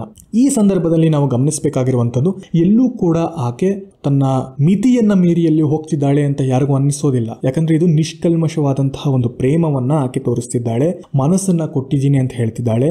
ದೇಹವನ್ನ ನಾನು ಇನ್ನೂ ನೋಡಿಲ್ಲ, ಆದರೆ ಮನಸ್ಸು ಕೊಟ್ಟಿರೋದ್ರಿಂದ ಇಂತಹ ಶುದ್ಧ ಪ್ರೇಮವನ್ನ ಯಾರೂ ಪ್ರಶ್ನಿಸಬಾರದು ಅಂತ ಕೂಡ ಹೇಳ್ತಿದ್ದಾಳೆ. ಹೀಗಾಗಿ ನಾವು ನಾಳೆ ದಿನ ಆಕೆಯನ್ನ ಜಾರೆ ಅಂತ ಕರೆಯೋದಕ್ಕಾಗುತ್ತಾ? ನೈತಿಕವಾದಂತಹ ಅಂಶಗಳನ್ನ ಬಿಟ್ಟು ಅನೈತಿಕವಾದಂತಹ ಸಂಬಂಧಕ್ಕೆ ಮೊರೆ ಹೋದಳು ಅಂತ ಹೇಳಲಿಕ್ಕಾಗತ್ತಾ ಅನ್ನುವಂಥದ್ದು ಇದುವರೆಗೂ ನಡೆದಂತಹ ವಿಚಾರ ಸರಣಿಯ ವಿಷಯಗಳು. ಈ ಒಂದು ವಿಭಾಗದಲ್ಲಿ, ಈ ಒಂದು ಸ್ಲೈಡ್ ನಲ್ಲಿ ಆಗುವಂತಹ ಒಂದು ಕಂಪ್ಲೀಟ್ ಚೇಂಜ್ ಓವರ್ ಹೇಗಿದೆ ನೋಡಿ. ಆಕೆ ಕೇಳಿದ್ದು ಕೇವಲ ಧ್ವನಿ ಮಾತ್ರ. ದೂತೆ ಬಂದು ಅಷ್ಟಾವಂಕ ಎಷ್ಟು ಕೆಟ್ಟದಾಗಿದ್ದಾನೆ ಅಂತ ವರ್ಣನೆ ಮಾಡ್ತಾಳೆ. ಜೊತೆಗೆ ಸುಂದರವಾದಂತಹ ಗಂಡ ಜೊತೆಗಿದ್ದಾನೆ, ಧೈರ್ಯವಂತ. ಆದರೆ ನೋಡಿರದಂತಹ ಆ ಕುರೂಪಿಯನ್ನ ಒಲಿದು ಬಿಟ್ಟಿದ್ದೇನೆ ಅಂತ ಹೇಳಿ ಆತನನ್ನ ಡಿಫೆಂಡ್ ಕೂಡ ಮಾಡ್ತಾ ಹೋಗ್ತಾಳೆ, ವಹಿಸಿಕೊಂಡು ಮಾತನಾಡ್ತಾ ಹೋಗ್ತಾಳೆ. ಇದಲ್ಲದೆ ಪೊಲ್ಲಮೆಯಲೇಸು ನಲ್ಲೆರ ಮೈಯೊಳ್ಳು ಅನ್ನುವಂಥದ್ದು, ಒಲಿದವನ್ ಆತನ್ ಎನಗೆ ಇಂದ್ರನ್ ಚಂದ್ರಂ ಅಂತ ಹೇಳುವಂಥದ್ದು, ಈ ಎಲ್ಲ ಅಂಶಗಳು ಅಮೃತಮತಿಯ ಒಂದು ಮನಸ್ಸಿನ ಮಾತುಗಳಾಗಿ ಬರುವಂಥದ್ದು. ಇವೆಲ್ಲವೂ ಕೂಡ ಪರೀಕ್ಷೆಯ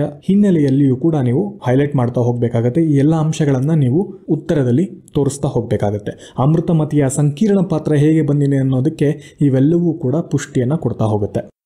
ಇದಾದ ನಂತರ ಒಮ್ಮೆ ಯಶೋಧರ ಫಾಲೋ ಮಾಡ್ಕೊಂಡು ಬಂದಿರ್ತಾನೆ, ಹೆಂಡತಿ ಎಲ್ಲಿಗೆ ಹೋಗಿದ್ದಾಳೆ ಅಂತ ಹೇಳಿ. ಆ ದಿನ ಸ್ವಲ್ಪ ತಡವಾಗಿರುತ್ತೆ. ತಡವಾದ ಕಾರಣ ಒಂದಷ್ಟು ತಾಂಬೂಲ, ಶ್ರೀಗಂಧ, ಹೂಗಳನ್ನ ಅಮೃತಮತಿ ತಗೊಂಡು ಬದಗನನ್ನ ಭೇಟಿಯಾಗಲಿಕ್ಕೆ ಹೋಗಿರ್ತಾಳೆ. ಆಗ ನಡೆಯುವಂತಹ ಒಂದು ಬಹಳ ವಿಲಕ್ಷಣವಾದಂತಹ ಕೆಲವು ಪ್ರಸಂಗಗಳು ಮುಂದೆ ಬರ್ತಾ ಹೋಗುತ್ತೆ, ಗಮನಿಸಿ. ಮುಳಿದಾಕೆ ತಂದ ಮಾಲ ಮಳೆಯಜ ತಾಂಬೂಲ ಜಾಲಮಂ ಕೆದರಿ ಕುರುಳ್ಗಳ ನೆಳೆದು ಬೆನ್ನ ಮಿಳಿಯಂ ಕಳಹಂಸೆಗೆ ಗಿಡಗ ನೆರಗಿದಂತೆ ಬಡಿದಂ. ಆಕೆ ತಂದ ಮಾಲೆ, ಶ್ರೀಗಂಧ, ತಾಂಬೂಲ ಇವೆಲ್ಲವನ್ನ ಕಿತ್ತೆಸಿ ತಾನೆ ಕೆಟ್ಟ ಕೋಪದಲ್ಲಿದ್ದಾನೆ. ಯಾಕೆ ತಡವಾಗಿ ಬಂದಿದ್ದಾಳೆ ಇವಳು ಅನ್ನೋದು ಅವನಿಗೆ ಗೊತ್ತಿಲ್ಲ. ಕೆಟ್ಟ ಕೋಪದಲ್ಲಿ ಕಿತ್ತು ಎಲ್ಲವನ್ನ ಎಸೆದು ಆಕೆಯ ಕೂದಲನ್ನ ಹಿಡಿದುಕೊಂಡು ಚರ್ಮ ಸುಲಿಯುವ ಹಾಗೆ ಹೊಡಿತಾನಂತೆ. ಕಳಹಂಸೆಗೆ, ರಾಜಹಂಸೆಗೆ ಗಿಡುಗ ಬಂದು ಎರಗಿದಂತೆ ಬಂದು ಅದನ್ನ ಏಟ್ ಮಾಡಿ ನೋವನ್ನು ಕೊಡೋ ಹಾಗೆ ಆಕೆಯ ಮೇಲೆ ಅಷ್ಟಾವಂಕ ಎರಗಿದ್ದಾನಂತೆ. ಈ ರೀತಿಯಾದಂತಹ ಒಂದು ವರ್ಣನೆಯನ್ನ ಜನ್ನ ಕೊಡ್ತಾನೆ. ಇದು ಇಲ್ಲಿಗೆ ನಿಲ್ಲದೆ ತೋರ ಮುಡಿ ವಿಡಿದು ಕುಡಿಯಂ ನಾರಂ ತದೆವಂತೆ ತದೆದು ಬೀಟೆಯ ಕಾಲಿಂಬಾರೆಳೆ ಬದಗನೊರೆದೊಡೆ ಕೇರೆ ಪೊರಳ್ವಂತೆ ಕಾಲ ಮೇಲೆ ಪೊರಳ್ದೊಳ್. ತಲೆಯ ಕೂದಲನ್ನ ಹಿಡಿದುಕೊಂಡು ಮುಖವನ್ನ ಜಜ್ಜುತ್ತಾನಂತೆ. ಕೋಪದಲ್ಲಿ ಚರ್ಮ ಕಿತ್ತು ಬರೋ ಹಾಗೆ ಒದಿತಾನಂತೆ, ಕಾಲಲ್ಲಿ ಹಾಕೊಂಡು ಒದಿತಾನೆ. ಇವೆಲ್ಲ ನಡೀತಾ ಇದೆ. ತಾಂಬೂಲವನ್ನ ಕಿತ್ತೆಸೆದು ಆಕೆಯ ಕೂದಲನ್ನ ಹಿಡಿದುಕೊಂಡು ಹೊಡೆಯೋದು, ಬಡಿಯೋದು, ಮುಖವನ್ನ ಜಜ್ಜೋದು, ಇವೆಲ್ಲವನ್ನ ಮಾಡ್ತಾ ಇದ್ದಾನೆ ಅಷ್ಟಾವಂಕ.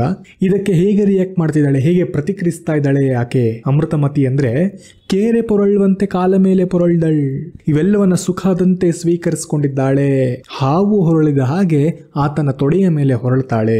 ಎಷ್ಟು ವಿಚಿತ್ರವಾಗಿ ಕಾಣುತ್ತೆ ನೋಡಿ. ದೈಹಿಕವಾಗಿ ಇಷ್ಟೆಲ್ಲ ಹಿಂಸೆಯನ್ನ ಕೊಡ್ತಿದ್ದಾನೆ ಅಷ್ಟವಂಕ, ಆದ್ರೆ ಇವೆಲ್ಲವನ್ನ ಆಕೆ ಸುಖವಾಗಿ ಸ್ವೀಕರಿಸ್ತಾಳೆ. ಒಂದು ರೀತಿ ಫೆಟಿಶ್, ಇದು ಪ್ಲೆಜರ್ ಇನ್ ಪೇನ್ ಅಂತ ಹೇಳ್ತಲ್ಲ, ಆ ರೀತಿಯಾಗಿ ನೋವಿನಲ್ಲಿ ಸುಖವನ್ನ ಕಾಣುತ್ತಿದ್ದಾಳೆ.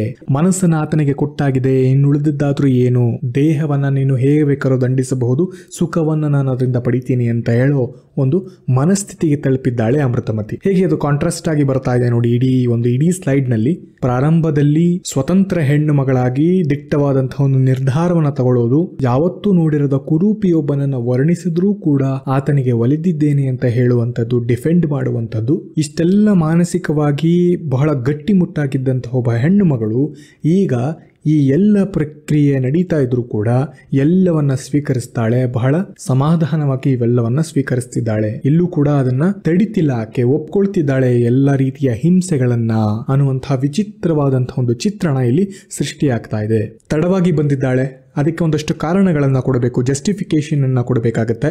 ಏನಕ್ಕೆ ತಡ ಆಯಿತು ಅನ್ನೋದಕ್ಕೆ ಅದು ಹೀಗೆ ನಡೆಯುತ್ತೆ ನೋಡಿ. ತಡವಾದುದುಂಟು ನಲ್ಲನೆ ಬಡಿ ಮುಳಿಯದಿರ್ ಅರಸನೆಂಬ ಪಾತಕನ್ ಎನ್ನಂ ತೊಡೆಯನೇರಿಸಿ ಕೇಳಿಕೆಯಾದೊಡೆ ನೋಡುತ್ತಿರ್ದುನಂತೆ ನಿಲಲುಣ್ಮವೆನೆ. ತಡವಾದುದುಂಟು ನಲ್ಲನೆ, ನಲ್ಲ ಅಂತ ಕರೆಸಿದಾಳೆ, ಸಂಬೋಧಿಸ್ತಿದ್ದಾಳೆ. ಪ್ರಿಯ ಅಂತ ಹೇಳ್ತಿದ್ದಾಳೆ.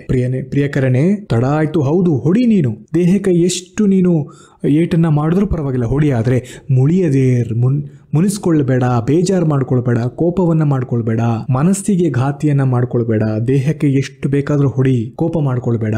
ಅರಸನೆಂಬ ಪಾತಕ, ಅರಸನೇ ಪಾತಕನಾಗ್ಬಿಟ್ಟಿದ್ದಾನೆ, ಯಶೋಧರನೇ ಪಾತಕನಾಗಿದ್ದಾನೆ. ಆತ ಏನೂ ಮಾಡಿಲ್ಲ ಈಕೆಗೆ, ಈತ ಇಷ್ಟೆಲ್ಲ ದಂಡಿಸಿದ್ದಾನೆ, ಹೊಡೆದು ಬಡ್ದು ಹಿಂಸೆ ಕೊಟ್ಟಿದ್ದಾನೆ, ಆದ್ರೆ ಯಶೋಧರನೇ ಪಾತಕನಾಗಿ ಬಿಟ್ಟಿದ್ದಾನೆ. ಅರಸನೆಂಬ ಪಾತಕನ್ ಎನ್ನಂ ತೊಡೆಯನೇರಿಸಿ ಕೇಳಿಕೆಯಾದೊಡೆ. ಅರಮನೆಯಲ್ಲಿ ಯಾವುದೋ ಒಂದು ನೃತ್ಯ ಕಾರ್ಯಕ್ರಮ ನಡೆದಿದೆ, ವಿನೋದದ ಕಾರ್ಯಕ್ರಮ ನಡೆದಿದೆ. ಅದಕ್ಕೆ ಅರಸ ನನ್ನನ್ನ ಬಂದು ಕೂತ್ಕೋ ಅಂತ ಹೇಳಿ ತನ್ನ ತೊಡೆಯ ಮೇಲೆ ಕೂರಿಸ್ಕೊಂಡಿದ್ದ. ನಾನು ಬಹಳ ಮನಸ್ಸಿಲ್ಲದ ಮನಸ್ಸಿನಲ್ಲಿ ಅಲ್ಲಿ ಕೂತ್ಕೊಂಡು ಆ ಎಲ್ಲ ಕಾರ್ಯಕ್ರಮವನ್ನ ನೋಡ್ಬೇಕಾಯ್ತು. ಆದ್ರೆ ನನ್ನ ಮನಸ್ಸು ನಿನ್ನಲ್ಲಿತ್ತು, ನಿನ್ನನ್ನು ಕೂಡುವ ಬಯಕೆಯಲ್ಲಿತ್ತು. ಇದನ್ನ ಮೀರಿದಂತಹ ಸುಖ ಇನ್ನೆಲ್ಲಾದ್ರೂ ಇದ್ದೀತೆ, ಆದ್ರೆ ಅವನು ಫೋರ್ಸ್ ಮಾಡ್ದ ನನ್ನನ್ನ. ಅದಕ್ಕೋಸ್ಕರ ನಾನಲ್ಲಿ ಮನಸ್ಸಿಲ್ಲದ ಮನಸ್ಸಿನಲ್ಲಿ ಅಲ್ಲಿ ಕೂತ್ಕೋಬೇಕಾಯ್ತು. ಅರಸನೆಂಬ ಪಾತಕಿಯ ತೊಡೆಯನೇರಿ ಕೂತ್ಕೋಬೇಕಾಯ್ತು ನಾನು. ಅರಸನೇ ಪಾತಕ ಇಲ್ಲಿ ಹಿಂಸೆ ಕೊಟ್ಟಂತಹ ಬದಗ ಅಲ್ಲ. ಮತ್ತೆ ಮುಂದುವರಿಸಿ ಹೇಳ್ತಾಳೆ, ಕಿವಿ ಸವಿದನಿ ಕಣ್ಸವಿ ರೂಪವ ಧರಿಸಲೇ ಗಜವೆಂಡಗ ನೀನುಳಿದೊಡೆ ಸಾವವನಿಗೆ ಮಿಕ್ಕ ಗಂಡರ್ ಸವಸೋದರರೆಂದು ತಿಳಿಪಿದಳ್ ನಂಬುಗೆಯಂ. ಇದಂತಹ ವಿಚಿತ್ರವಾದಂತಹ ಜಸ್ಟಿಫಿಕೇಶನ್ ಇದೆ ನೋಡಿ. ನಿನ್ನ ಮಾತು ಬಹಳ ಸವಿಯಾದದ್ದು, ಬಹಳ ಸವಿಯಾಗಿದೆ ನಿನ್ನ ಮಾತು, ಇರಬಹುದೇನೋ ನಾದಕ್ಕೆ ಒಲಿದಿರೋದ್ರಿಂದ ಬಹುಶಃ ಅವನ ವಾಯ್ಸ್ ಬಹಳ ಚೆನ್ನಾಗಿರಬಹುದು. ಮುಂದೆ ಹೇಳ್ತಾಳೆ, ಕಣ್ಸವಿ ರೂಪವ ಧರಿಸಲೆ, ನೀನು ನೋಡಿದ್ರೆ ಬಹಳ ಸುಂದರವಾಗಿದ್ಯಾ ಅಂತ ಕೂಡ ಡಿಫೆಂಡ್ ಮಾಡ್ತಿದ್ದಾಳೆ. ಈಗ ಆ ಒಂದು ಪ್ರೇಮದ ಪಾಶದಲ್ಲಿ ಅಂಧಳಾಗಿದ್ದಾಳೋ ಏನೋ ಅನ್ನುವಂತಹ ರೀತಿಯಲ್ಲಿ ಕಾಣಿಸ್ತಾ ಇದೆ. ಮತ್ತೆ ಮುಂದುವರೆದು ಹೇಳ್ತಾಳೆ, ನಾನು ಬೇಕಿದ್ರೆ ಸತ್ತು ಹೋಗ್ತೀನಿ, ನಾಶವಾಗಿ ಬಿಡ್ತೀನಿ, ಆದ್ರೆ ನಿನ್ನ ಹೊರತಾಗಿ ಬೇರೆ ಗಂಡಸರೆಲ್ಲರೂ ಕೂಡ ಸೋದರ ಸಮಾನರು, ಇನ್ಕ್ಲೂಡಿಂಗ್ ಯಶೋಧರ. ಸ್ವಂತ ಗಂಡನು ಕೂಡ ಮುಂದೆ ಸೋದರ ನನಗೆ, ನಿನ್ನ ಬಿಟ್ಟಿನ್ಯಾರೂ ಇಲ್ಲ ನನಗೆ ಅನ್ನೋ ರೀತಿಯಲ್ಲಿ ಅಮೃತಮತಿ ಮಾತನ್ನ ಹೇಳ್ತಾಳೆ. ಇವಿಷ್ಟು ಘಟನೆಗಳು ಘಟಿಸ್ತಾ ಇದೆ. ನಾನು ಹೇಳಿದಾಗೆ ಬಹಳ ಕಾಂಟ್ರಾಸ್ಟಿಂಗ್ ಎಲಿಮೆಂಟ್ ಆಗಿ ನಡೀತಾ ಇರುವಂಥದ್ದು ಇದು. ಪ್ರಾರಂಭದ ಹಂತದಿಂದ ಇಲ್ಲಿಯವರೆಗೂ ಎಷ್ಟು ಕಾಂಪ್ಲಿಕೇಟೆಡ್ ಆಗಿ ಕಾಣಿಸ್ತಿದೆ ಅನ್ನೋದನ್ನ ನೀವು ಗಮನಿಸಬಹುದಾಗಿದೆ. ಈ ಎರಡು ಸ್ಲೈಡ್ ನಲ್ಲಿ ಇರುವಂತಹ ಹಿಂದಿನ ಸ್ಲೈಡ್ ನ ಕಂಪ್ಲೀಟ್ ಪದ್ಯಗಳು ಮತ್ತು ಈಗಿನ ಮೊದಲ ಎರಡು ಪದ್ಯಗಳನ್ನ ಗಮನಿಸಿ ನೋಡಿ, ಎಷ್ಟು ಭಿನ್ನವಾಗಿ ಕಾಣ್ತಾ ಇದೆ ಆಕೆಯ ಒಟ್ಟು ಮನಸ್ಥಿತಿ ಅನ್ನುವಂಥದ್ದು. ಅವೇ ಇಡೀ ಅಮೃತಮತಿಯ ಒಟ್ಟು ಮನಸ್ಥಿತಿಯಲ್ಲಿರುವಂತಹ ಸಂಕೀರ್ಣತೆ ಮತ್ತು ಆ ಪಾತ್ರದಲ್ಲಿರುವಂತಹ ಸಂಕೀರ್ಣತೆ. ಇದು ಈಗಿನ ದಿನಗಳಲ್ಲಿ ಅದನ್ನ ನಾವು ಆತ ಹಿಂಸೆ ಕೊಡ್ತಾ ಇರುವಂಥದ್ದನ್ನ ಡೊಮೆಸ್ಟಿಕ್ ವೈಲೆನ್ಸ್ ಅನ್ನೋ ರೀತಿಯಲ್ಲಿ ಹೇಳಬಹುದು, ಒಂದು ಫೆಟಿಶ್ ಅಂತ ಹೇಳಬಹುದು. ನಾನು ಹೇಳಿದ ಹಾಗೆ ಇವೆಲ್ಲವೂ ಕೂಡ ಈಗಿನ ದಿನಮಾನಗಳಲ್ಲಿ ನಾವು ಹೇಳಬಹುದೇನೋ, ಆದ್ರೆ ಇದು 1000 ವರ್ಷಗಳ ಹಿಂದೆ ಬರೆದಿರುವಂತಹ ಜನನ ಒಂದು ಮೈಂಡ್ ಸೆಟ್ ಹೇಗಿರಬಹುದು ಅನ್ನೋದನ್ನ ನೀವು ಗಮನಿಸಬೇಕಾಗತ್ತೆ. ವಾದಿರಾಜರ ಸಂಸ್ಕೃತದ ಮೂಲ ಇನ್ ಹೇಗಿರಬಹುದು ಅನ್ನೋದನ್ನ ಕೂಡ ನೀವು ಊಹಿಸಿಕೊಳ್ಬೇಕಾಗತ್ತೆ. ಈಗಿನ ದಿನಗಳಲ್ಲಿ ನಾವು ಸ್ತ್ರೀ ಸ್ವಾತಂತ್ರ್ಯ ಅಂತ ಹೇಳುವಂಥದ್ದು, ಸುಪ್ರೀಂ ಕೋರ್ಟ್ ನ ಅಡಲ್ಟ್ರಿ ಬಗೆಗಿನ ಬಂದಂತಹ ಒಂದಷ್ಟು ನಿರ್ಧಾರಗಳಾಗಿರಬಹುದು, ಇದಾದ ನಂತರ ಎಕ್ಸ್ಟ್ರಾ ಮ್ಯಾರಿಟಲ್ ಅಫೇರ್ಸ್ ನಲ್ಲಿ ಆಗಿರಬಹುದು ಡಿಬೇಟ್ಗಳಾಗಿರಬಹುದು, ಮ್ಯೂಚುವಲ್ ಕನ್ಸೆಂಟ್ ಅಂತ ನಾವು ಮಾತಾಡ್ತಾ ಇದೀವಿ. ಇವೆಲ್ಲವೂ ಕೂಡ ಈಗಿನ ಸಂದರ್ಭಕ್ಕೆ ಇರುವಂತದ್ದು. ಆದ್ರೆ ಆಗ ಇವೆಲ್ಲವನ್ನ ಮೀರಿದಂತಹ ಅಂಶಗಳಲ್ಲಿ ಆ ಒಂದು ಬೆಳಕಿನಲ್ಲಿ ಇದನ್ನ ಆಲೋಚಿಸಬೇಕಾಗತ್ತೆ. ಯಶೋಧರನಿಗೆ ಈಗ ಹೇಸಿಕೆಯಾಗಿ ಹೋಗಿ ಮಲ್ಕೊಳ್ತಾನೆ ಅರಮನೆಯಲ್ಲಿ ವಾಪಸ್. ಅಮೃತಮತಿ ಸ್ವಲ್ಪ ಹೊತ್ತಿನ ನಂತರ ಬರ್ತಾಳೆ. ಬಂದು ಆತನನ್ನ ಸವರ್ತಾಳೆ, ಮೈಯೇ ಸವರ್ತಾಳೆ. ಆಗ ಅವನಿಗೆ ಹೇಸಿಗೆ ಆಗುತ್ತೆ. ಅಷ್ಟಾವಂಕರನ್ನ ಮುಟ್ಟಿ ಆತನನ್ನ ಕೂಡಿ ಬಂದಂಥವಳು ಈಕೆ ಮಾನಗೆಟ್ಟವಳು ಅನ್ನುವಂಥ ಒಂದು ಅಭಿಪ್ರಾಯವನ್ನಲ್ಲಿ ಮೂಡುತ್ತೆ. ನಾನು ಇಷ್ಟು ಚೆನ್ನಾಗಿ ಆಕೆಯನ್ನು ನೋಡ್ಕೊಳ್ತಿದ್ದೆ, ಯಾವ ಸುಖವನ್ನು ಕೂಡ ಕಡಿಮೆ ಮಾಡಿರಲಿಲ್ಲ, ಈಕೆ ಯಾಕೆ ಈ ರೀತಿ ಮಾಡಿದ್ಲು ಅನ್ನುವಂಥ ಒಂದು ಅಂಶ ಕೂಡ ಅವನ ತಲೆಗೆ ಹೊಕ್ಕತ್ತೆ. ಇದು ಬಹುಶಃ ಅಮೃತಮತಿಗೂ ನಂತರದಲ್ಲಿ ಗೋಚರ ಆಗುತ್ತೆ. ಬಹುಶಃ ಈ ಸುಳಿವು ಗಂಡನಿಗೆ ಹೋಗಿದೆ ಅನ್ನುವಂಥದ್ದು ಗೋಚರ ಆಗ್ತಾ ಹೋಗುತ್ತೆ. ಈ ಸಂದರ್ಭದಲ್ಲಿ ಮಾರಿದತ್ತ ರಿಯಾಕ್ಟ್ ಮಾಡ್ತಾನೆ. ಥೂಥು ಎಂತ ಹೆಂಗಸಾಕೆ, ಕೆಟ್ಟ ಹೆಂಗಸು ಇತ್ಯಾದಿ ಅಂತ ಎಲ್ಲ ಹೇಳುವಂತಹ ಒಂದು ಪದ್ಯ ಇದೆ. ಅಂದ್ರೆ ತನ್ಮೂಲಕ ಮಾರಿದತ್ತನ ಮನಸ್ಸಿನಲ್ಲಿ ಆಗ್ತಿರುವಂತಹ ಬದಲಾವಣೆಯನ್ನ ಕೂಡ ಜನ ಗುರುತಿಸಲಿ, ಓದುಗ ಗುರುತಿಸಲಿ ಅಂತ ಹೇಳಿ ನಮಗೆ ಮತ್ತೆ ಜ್ಞಾಪಿಸುವಂಥದ್ದು. ನೆನಪರಲ್ಲಿ ಅಭಯ ರುಚಿ ಯಶೋಧರನಾಗಿದ್ದಂತಹ ಒಂದು ವೃತ್ತಾಂತವನ್ನ ಈಗ ಹೇಳ್ತಿರುವಂಥದ್ದು ಯಾರಿಗೆ? ಮಾರಿದತ್ತನಿಗೆ. ಮಾರಿದತ್ತನ ಮನಸ್ಸು ಬದಲಾಗಲಿ ಅನ್ನುವಂಥ ಒಂದು ಉದ್ದೇಶದಿಂದ ಮಾರಿದತ್ತ ಈ ಒಂದು ಅಂಶವನ್ನ ಕೇಳ್ತಿದ್ದಂಗೆ ರಿಯಾಕ್ಟ್ ಮಾಡುವ ಮೂಲಕ ಪ್ರಾರಂಭದ ಹಂತದಲ್ಲಿಯೇ ಆತ ಬದಲಾಗ್ತಿದ್ದಾನೆ ಅನ್ನುವಂತಹ ಒಂದು ಸೂಚನೆಗಳು ಕಾಣ್ತಾ ಇದೆ. ಎಂತಹ ಕೆಟ್ಟ ಹೆಂಗಸು ಈಕೆ, ಆ ಸುಂದರವಾಗಿದ್ದಂತಹ ಗಂಡನನ್ನ ಬಿಟ್ಟು ಆ ಕೊಳಕು ಅಷ್ಟಾವಂಕನ ಜೊತೆಗೆ ಹೋಗಿ ಕೂಡ್ತಾಳಲ್ಲ ಈಕೆ, ಎಂಥವಳು ಇರಬೇಡ ಇವಳು. ಆಕೆಯ ಮೂಗನ್ನ ಕೊಯ್ದು ಆಕೆ ಏನಾದರೂ ನನಗೆ ಸಿಕ್ಕಿದ್ದಿದ್ರೆ, ಅಂತ ಹೆಂಡತಿ ನನಗಿದ್ದಿದ್ ಬಿಟ್ಟಿದ್ರೆ ಆಕೆಯನ್ನ ಹಿಂಸಿಸಿ ನಾನು ಕೊಲ್ಲುತ್ತಿದ್ದೆ ಅಂತ ಹೇಳಿ ಅವಳ ಬಗ್ಗೆ ಹೇಳುವಂಥದ್ದು ಮಾರಿದತ್ತ ಒಂದು ರಿಯಾಕ್ಟ್ ಮಾಡ್ತಾನೆ. ಅದಕ್ಕೆ ಅಭಯ ರುಚಿ ರಿಯಾಕ್ಟ್ ಮಾಡ್ತಾನೆ ನೋಡಿ. ಏನೇ ಕೇಳಿದು ಇದನ್ನ ಕೇಳಿದಂತಹ ಮಾರಿದತ್ತನ ಒಂದು ಅಭಿಪ್ರಾಯವನ್ನ ಕೇಳಿದಂತಹ ಅಭಯ ರುಚಿ ಹೇಳುವಂಥದ್ದು, ಏನೇ ಕೇಳಿದ ಮಾರಿದತ್ತನ್ ಅವನಿಪನ್ ಅಭಯ ರುಚಿ ಬಳಿಕ್ ಇಂತೆಂದನ್, ಹೀಗೆ ಹೇಳ್ತಾನೆ. ಮನಸ್ಸಿಜನ ಮಾಯೆ ವಿಧಿ ವಿಳಸನದ ನೆರೆಂಬೊಡಿಯೇ ಕೊಂದು ಕೂಗದೆ ನರರಂ. ಮನಸ್ಸಿಜನ ಮಾಯೆ ವಿಧಿ ವಿಳಸನದ ನೆರೆಂಬೊಡಿಯೇ ಕೊಂದು ಕೂಗದೆ ನರರಂ. ಮಾರಿದತ್ತ ಹಿಂಗೆ ಹೇಳ್ತಾನಲ್ಲ, ಅದಕ್ಕೆ ಹೇಳ್ತಾನೆ ಅಭಯರುಚಿ, ಮನ್ಮಥನ ಮಾಯೆ ಒಂದು ಕಡೆ ಇದೆ, ಇನ್ನೊಂದು ಕಡೆ ವಿಧಿ ಅಥವಾ ಒಂದು ಡೆಸ್ಟಿನಿ ಅಂತ ಕರ್ಕೊಳ್ಳಿ, ಫೇಟ್ ಅಂತ ಕರ್ಕೊಳ್ಳಿ, ಹಣೆ ಬರಹ ಅಂತ ಕರ್ಕೊಳ್ಳಿ, time, whatever it is, ಅದು ಒಂದು ಕಡೆ ಇದೆ. ಇಲ್ಲಿ ಕಾಮೋತ್ಪ್ರೇಕ್ಷೆ ಇರುವಂತಹ ಮನ್ಮಥನ ಬಾಣ ಇದೆ. ಎರಡೂ ಕೂಡ ಸೇರ್ತಾ ಇದೆ ಇಲ್ಲಿ. ಮನಸ್ಸಿಜನ ಮಾಯೆ ವಿಧಿ ವಿರಸನದ ನೆರೆಂಬಡಿಯೇ ಕೊಂದು ಕೂಗದೆ ನರರಂ. ಇದಕ್ಕೆ ಬಲಿಯಾಗುವವನು ಯಾರು? ಮನುಷ್ಯ. ವಿಧಿ ಮತ್ತು ಮನ್ಮಥ, ಕಾಮ ಮತ್ತು ವಿಧಿ ಏನಿದೆ, ಇವೆರಡೂ ಕೂಡ ಮನುಷ್ಯನ ಮೇಲೆ ಪ್ರಯೋಗಗೊಂಡು ಆತನನ್ನು ವೀಕ್ ಮಾಡುತ್ತೆ, ಆತನ ಶಕ್ತಿಯನ್ನು ಹೀರಿಕೊಂಡು ಅವನನ್ನು ನಾಶ ಮಾಡಿಬಿಡುತ್ತೆ. ಅಷ್ಟೇ ಆಗಿದ್ದು ಇಲ್ಲಿ. ಅದು ಅಮೃತಮತಿಯಿಂದ ಆಗಿರಬಹುದು, ಅಷ್ಟಾವಂಕ ಆಗಿರಬಹುದು, ಅಥವಾ ಯಶೋಧರನಾಗಿರಬಹುದು. ವಿಶೇಷವಾಗಿ ಅಮೃತಮತಿಯದ್ದು. ಈ ಒಂದು ಸರಣಿಯನ್ನ ಅಥವಾ ಈ ಒಂದು ಸಾಲುಗಳನ್ನ ಕಡ್ಡಾಯವಾಗಿ ನೀವು ಉಪಯೋಗಿಸಬೇಕಾಗತ್ತೆ. ಮನಸ್ಸಿಜನ ಮಾಯೆ ವಿಧಿ ವಿಳಸನದ ನರೆಂಬೊಡಿಯೇ ಕೊಂದು ಕೂಗದೆ ನರರಂ. ಇದು ಜೈನ ಧರ್ಮದ ತತ್ವವೂ ಕೂಡ. ಇದನ್ನ ಅಭಯರುಚಿಯ ಮೂಲಕ ಮಾರಿದತ್ತನಿಗೆ ಹೇಳಿಸುವಂಥದ್ದು, ಸೊ ದಟ್ ಅವನ ಮನಸ್ಸು ಬದಲಾಗಲಿ ಅನ್ನುವಂಥದ್ದು. ನೆನಪಿರಲಿ, ಪಂಚಾಣುವ್ರತಗಳಿವೆ ಜೈನರಲ್ಲಿ. ಕದಿಬಾರದು, ಬ್ರಹ್ಮಚರ್ಯವನ್ನು ನಡೆಸಬೇಕು, ಆಸ್ತಿಗಳನ್ನ ಮಾಡ್ಕೊಳ್ಬಾರ್ದು, ಇವೆಲ್ಲವೂ ಇದೆ ಪಂಚಾಣುವ್ರತಗಳಂತ. ನೀವು ಅಬ್ಸರ್ವ್ ಮಾಡಿದ್ರೆ ಗೊತ್ತಿರುತ್ತೆ, ಆರ್ ಜನರಲ್ ಸ್ಟಡೀಸ್ ನಲ್ಲಿ ಅಂಶಗಳನ್ನ ನೀವು ಓದಿರ್ತೀರಾ ಅಂತ ನಾನು ಭಾವಿಸ್ತೇನೆ. ಆಸ್ತೇಯ, ಬ್ರಹ್ಮಚರ್ಯ ಇತ್ಯಾದಿ ಅನ್ನುವಂಥ ಪಂಚಾಣುವ್ರತಗಳು. ಹಂತ ಹಂತವಾಗಿ ಪಂಚಾಣುವ್ರತಗಳ ಪಾಠಗಳನ್ನ ಅಭಯರುಚಿಯ ಮೂಲಕ ಮಾರಿದತ್ತ ಅರಿವಿಗೆ ಪಡಿತಾ ಹೋಗ್ತಾನೆ.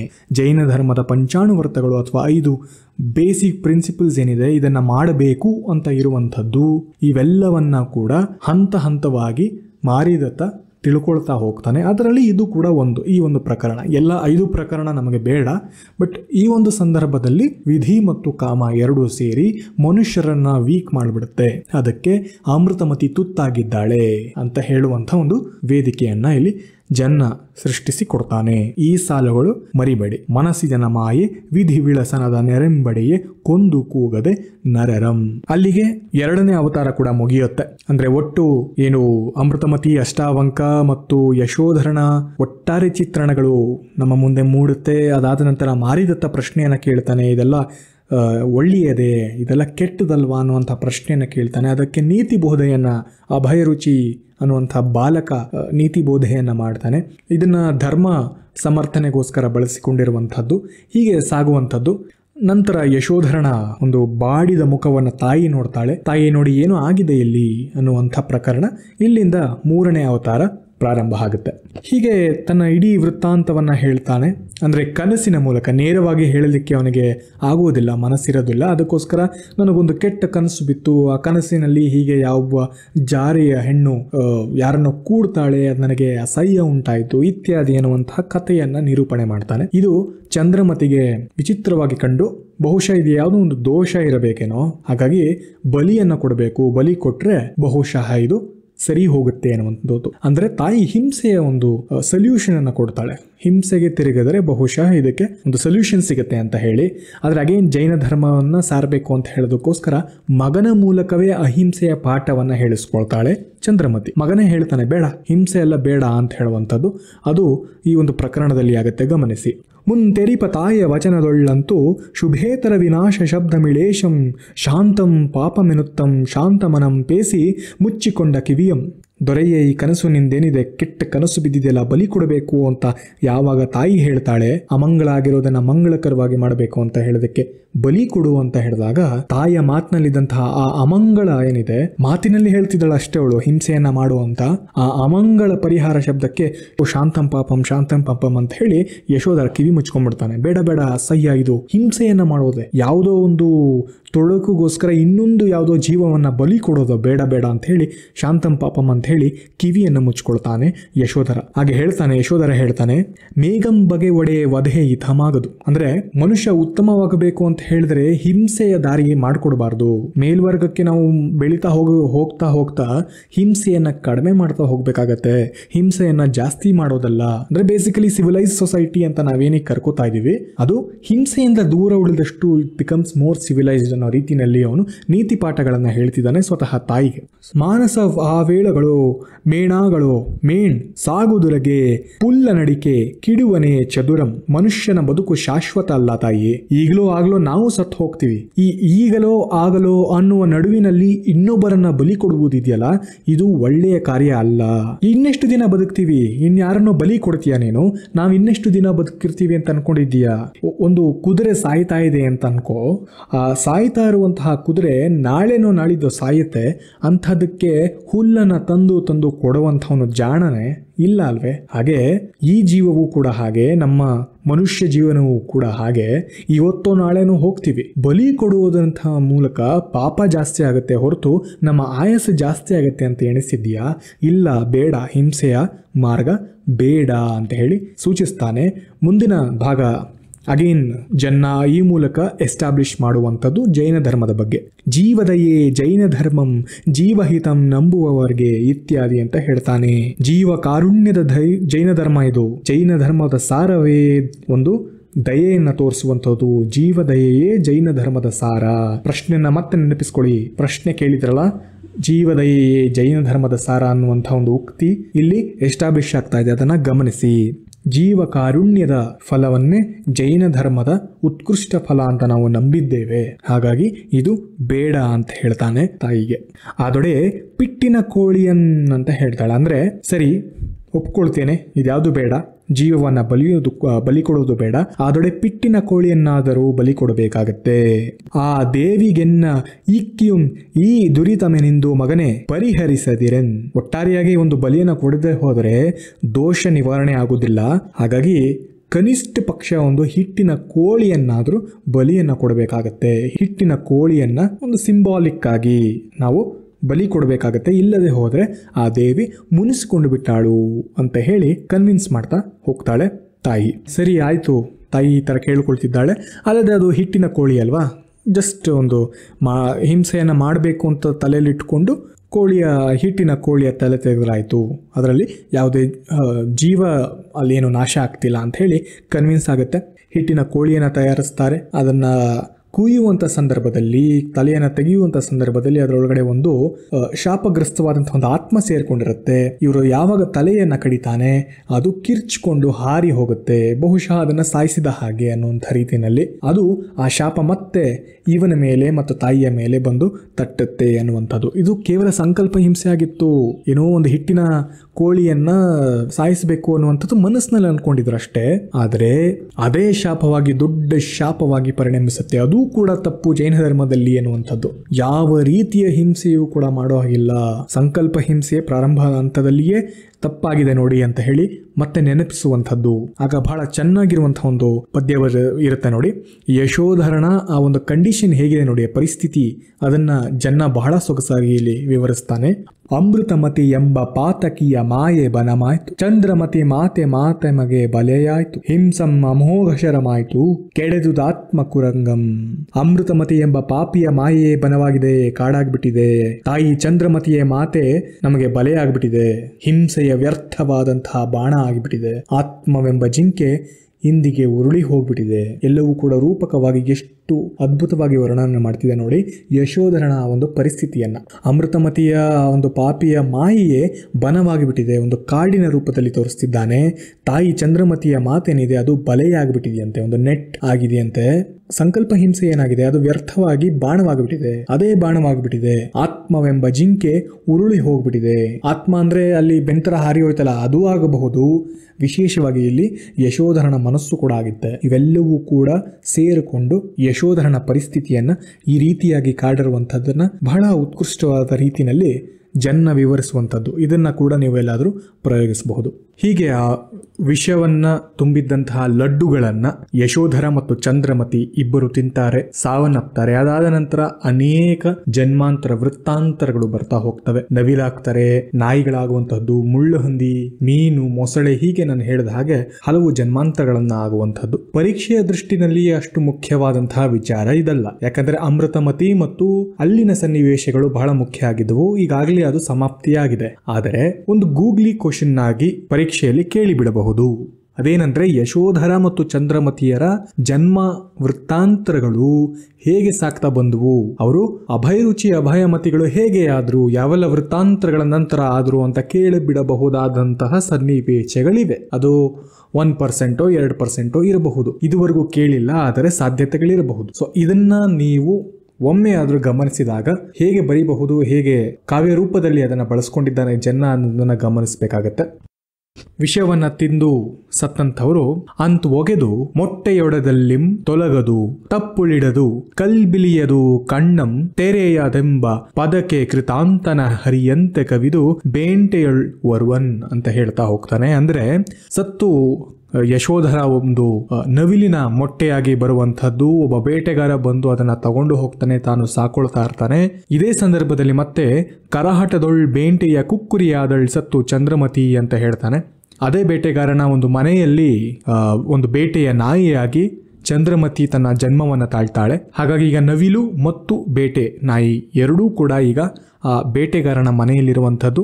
ಯಶೋಮತಿಗೆ ಅವರಿಬ್ಬರೂ ಕೂಡ ಒಂದು ಗಿಫ್ಟ್ ಆಗಿ, ಆ ಬೇಟೆಗಾರ ಒಂದು ಯೂಶಲಿ ಗಿಫ್ಟ್ ಅಂತ ಕೊಡ್ತಾರೆ ನೋಡಿ ರಾಜನಿಗೆ, ಆ ರೀತಿಯಾಗಿ ಆ ನವಿಲು ಮತ್ತು ಬೇಟೆ ನಾಯಿಯನ್ನ ಯಶೋಮತಿ ರಾಜನಿಗೆ ಹೋಗಿ ಈ ಬೇಟೆಗಾರ ಕೊಡ್ತಾನೆ. ಅರಮನೆಯಲ್ಲಿ ನವಿಲು ಮತ್ತು ಬೇಟೆ ನಾಯಿಗಳು ಇರ್ತವೆ. ಅಂತಹ ಒಂದು ಸಂದರ್ಭದಲ್ಲಿ ನವಿಲ್ ಅಮೃತಮತಿಯ ಸಜ್ಜೆಯಲ್ ಅಂತ ಏನು ಆ ಒಂದು ಭಾಗ ಇದೆ ಅಲ್ಲಿ ಗಮನಿಸಿ. ಬದಗನು ಮತಂ ತನ್ನವಳ ಒಳಗೂಡಿರೆ ನಿಟ್ಟಿಸಿ ಭವರೋಷದಿನ್ ಅರಿದು ಅಷ್ಟವಂಕನ ಕಂಡಂ. ನವಿಲಿ ರೂಪದಲ್ಲಿದ್ದಂತಹ ಯಶೋಧರನಿಗೆ ತನ್ನ ಹಿಂದಿನ ಜನ್ಮದ ವೃತ್ತಾಂತರ ಗೊತ್ತಿರುತ್ತೆ. ಅಷ್ಟಾವಂಕನ ಜೊತೆ ಕೂಡಿದ್ದಂತಹ ಆ ಬದಗನ ಕಣ್ಣನ್ನ ನವಿಲು ರೂಪದಲ್ಲಿ ಬಂದು ತಿವಿತಾನೆ. ತಿವಿದು ಎರಡೂ ಕಣ್ಣುಗಳನ್ನ ಕಳೆದುಕೊಂಡು ಈಗ ಬದಗ ಕುರುಡ ಕೂಡ ಆಗ್ತಾನೆ. ಹೀಗೆ ಮತ್ತಷ್ಟು ಜನ್ಮಾಂತರಗಳನ್ನ ಅವರು ಸಾಕ್ತಾ ಹೋಗ್ತಾರೆ. ಯಶೋಧರ ನವಿಲಿನಿಂದ ಆತ ನಂತರ ಮುಳ್ಳು ಹಂದಿ ಆಗ್ತಾನೆ, ಮುಳ್ಳು ಹಂದಿ ಆದ ನಂತರ ಮೀನ ಆಗ್ತಾನೆ, ಮೀನ ಆದ ನಂತರ ಹೋತ ಆಗ್ತಾನೆ. ಈ ಕಡೆ ಚಂದ್ರಮತಿ ನಾಯಿ ಆಗ್ತಾಳೆ, ಅದೇ ಬೇಟೆ ನಾಯಿ ಆಗುವಂಥದ್ದು. ಅದಾದ ನಂತರ ಹಾವ ಆಗುವಂಥದ್ದು, ನಂತರ ಮೊಸಳೆ, ಇದಾದ ನಂತರ ಒಂದು ಆಡು. ಒಬ್ಬರಿಗೊಬ್ರು ಆಯಾ ಜನ್ಮದಲ್ಲಿ ಒಬ್ಬರನ್ನೊಬ್ರು ತಿನ್ನುವಂಥದ್ದು ಅಥವಾ ಇನ್ಯಾರೋ ಬಂದು ಸಾಯಿಸುವಂಥದ್ದು, ಈ ಪ್ರಕರಣಗಳು ನಡೀತಾ ಇರ್ತವೆ. ಇದು ಅಪ್ ಟು 4ನೇ ಅವತಾರದ ಕೊನೆಯವರೆಗೂ ಸಾಗುವಂಥದ್ದು. ಹೀಗೆ ಎಲ್ಲ ಒಂದೊಂದು ಜನ್ಮಾಂತರವನ್ನು ಹೊಂದ್ತಾರೆ. ಇದರ ಪ್ಯಾರಲಲ್ ಆಗಿ ನಮ್ಮ ಅಮೃತಮತಿಯ ಜನ್ಮಾಂತರ ಕೂಡ ಆಗ್ತಾ ಹೋಗುವಂಥದ್ದು. ಆಕೆಗೆ ಮೈಯೆಲ್ಲ ತೊನ್ನು ಬರುವಂಥದ್ದು, ಕಜ್ಜಿ ಆಗುತ್ತೆ ಅವಳಿಗೆ. ಆಕೆಯ ಮೈಯಲ್ಲೆಲ್ಲ ಗುಳ್ಳೆಗಳು ಹೇಳ್ತವೆ, ಕುಷ್ಠರೋಗ ಬರುವಂತಹ ಒಂದು ಮುನ್ಸೂಚನೆ ಬರುತ್ತೆ. ಇವೆಲ್ಲ ಆಗ್ತಾ ಇರುತ್ತೆ. ಅಂದ್ರೆ ಅರಮನೆಯಲ್ಲಿ ಇದ್ದುಕೊಂಡು ನಂತರ ಆಕೆಯೂ ಕೂಡ ಕೊನೆಗೆ ಒಂದು ನರಕಕ್ಕೆ ಬರುವಂತಹ ಸನ್ನಿಹಿತವಾಗುವಂತಹ ಕ್ಷಣಗಳು ಕೂಡ ಬರ್ತಾ ಹೋಗ್ತವೆ. ಅದರ ನಡುವೆ 4ನೇ ಅವತಾರದ ಆಲ್ಮೋಸ್ಟ್ ಮುಗಿಯುವಂತಹ ಸಂದರ್ಭದಲ್ಲಿ ಈ ಮೌಲ್ಯಗಳ ಆಧಾರಿತ ಅಂಶವನ್ನ ಕವಿ ಬೆಳಕಿಗೆ ಚೆಲ್ತಾನೆ. ಏನಕ್ಕೆ ಇಷ್ಟೊಂದೆಲ್ಲ ಹೇಳ್ತಾ ಇದ್ದೀನಿ ಅನ್ನುವಂಥ ಒಂದು ಅಂಶವನ್ನ ಬೆಳಕಿಗೆ ತರ್ತಾನೆ. ಅದು ಮತ್ತೆ ಉತ್ತರ ಬರವಣಿಗೆಗೆ ಬಹಳ ಮುಖ್ಯವಾದಂತಹ ಭಾಗ. ಕೊಲ್ಲಲಾಗದು, ಪುಸಿಯಾಗದು, ಕಳಲಾಗದು ಇತ್ಯಾದಿ. ಅಂದ್ರೆ ಪರಲೋಕವನ್ನ ಬಯಸುವವನು, ಅಂದ್ರೆ ಮುಕ್ತಿಯನ್ನ ಮೋಕ್ಷವನ್ನ ಬಯಸುವವನು ಕೊಲ್ಲಬಾರದು, ಸುಳ್ಳನ್ನ ಆಡಬಾರದು, ಪರಸ್ತ್ರೀಯರನ್ನ ಮನಸ್ಸಿಗೆ ಹಚ್ಕೊಳ್ಳಬಾರದು, ಸಾಧ್ಯವಾಗದಂಥದ್ದನ್ನ ಅಂದ್ರೆ ಕೈಗೆ ಎಟುಕದ್ದನ್ನ ಪಡೆಯುವಂತಹ ಹಂಬಲವನ್ನ ಇಟ್ಟುಕೊಳ್ಳಬಾರದು ಅನ್ನುವಂಥ ಹಲವು ನೀತಿ ಪಾಠಗಳನ್ನ ಹೇಳುವಂಥದ್ದು. ಇದನ್ನ ಗಮನಿಸಿ ನೋಡಿ, ಜೈನ ಧರ್ಮದ ಪಂಚಾಣುವರ್ತಗಳು ನಮಗೆ ನೆನಪಾಗ್ತವೆ. ಅಹಿಂಸೆ, ಸತ್ಯ, ಆಸ್ತೇಯ, ಬ್ರಹ್ಮಚರ್ಯ, ಅಪರಿಗ್ರಹ ಅನ್ನುವಂತಹ ಪಂಚಾಣುವರ್ತಗಳನ್ನ ಇಲ್ಲಿ ಕವಿ ಹೇಳ್ತಾ ಹೋಗ್ತಾನೆ. ಇಲ್ಲಿ ಧರ್ಮ ಪ್ರತಿಪಾದನೆಯನ್ನ ಫೈನಲಿ ಎಸ್ಟಾಬ್ಲಿಷ್ ಮಾಡ್ತಾನೆ. ಹಂತ ಹಂತವಾಗಿ ಇವೆಲ್ಲ ಒಂದೊಂದು ಹಂತದಲ್ಲಿ ಇವೆಲ್ಲ ಎಸ್ಟಾಬ್ಲಿಷ್ ಆಗಿದೆ.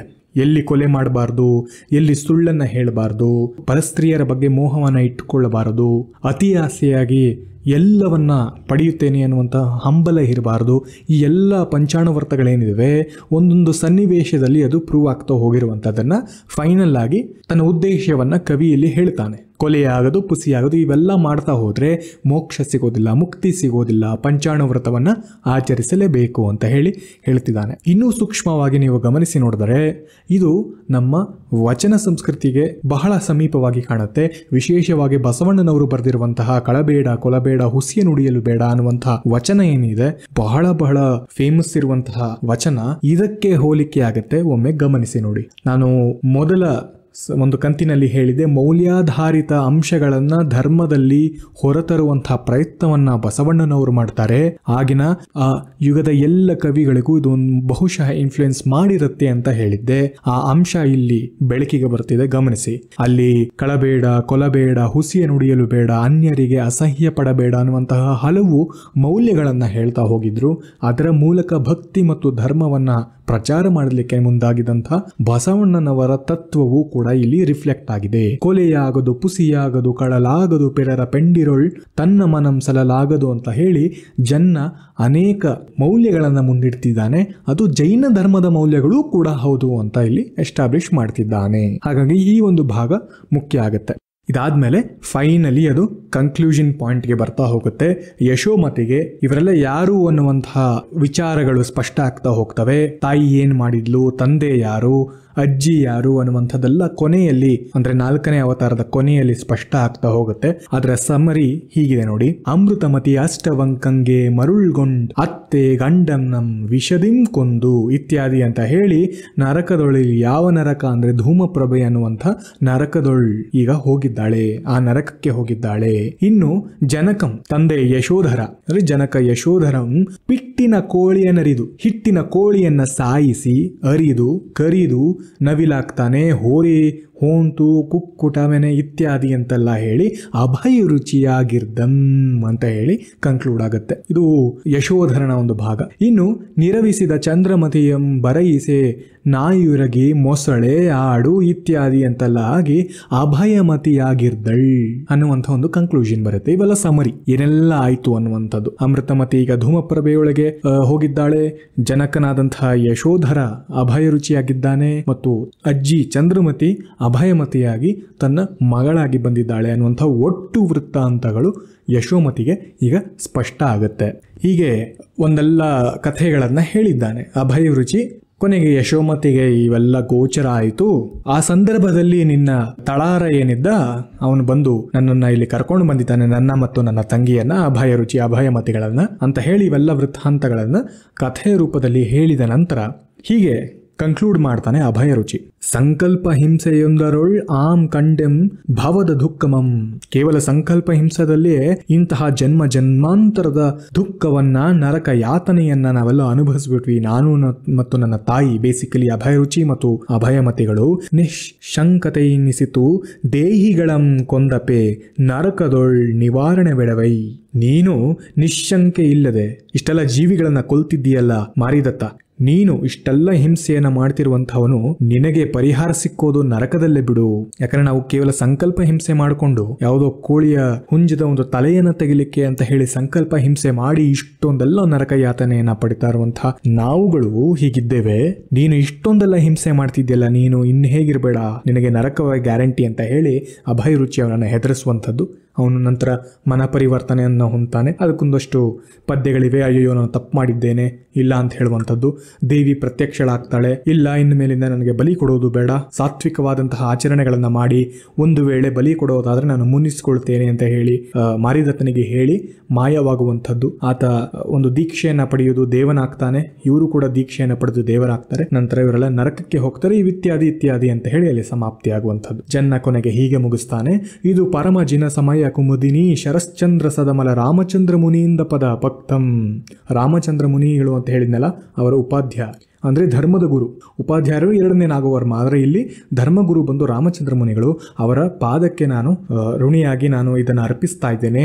ಜನ್ನ ಕವಿ ಜನಕ್ಕೆ ಮಾಡಿದ ಯಶೋಧರ ಚರಿತಾವತಾರಂ ಸಂಪೂರ್ಣಂ ಅಂತ ಹೇಳಿ ಇಲ್ಲಿಗೆ ಯಶೋಧರ ಚರಿತೆ ಸಮಾಪ್ತಿಯಾಗುತ್ತೆ. ನಾನು ಪ್ರತ್ಯೇಕವಾಗಿ ಕಾವ್ಯಗಳ ಪದ್ಯಗಳ ಮೇಲೆ ಏನಕ್ಕೆ ಒತ್ತನ್ನ ಕೊಟ್ಟೆ ಅಂತ ಹೇಳಿದ್ರೆ, ಒಂದು ತಪ್ಪು ಕಲ್ಪನೆ ಇದೆ. ಅದೇನೆಂದ್ರೆ ಕಥೆಯನ್ನ ಕೊಡ್ತಾ ಹೋಗ್ಬೇಕಾಗತ್ತೆ. ಅಮೃತಮತಿಯ ಒಟ್ಟು ಸಂಕೀರ್ಣ ಪಾತ್ರ ಹೇಗೆ ಸೃಷ್ಟಿಯಾಗಿದೆ ಅಂದ್ರೆ ಕಥೆಯನ್ನ ಕೊಡುವಂಥದ್ದು.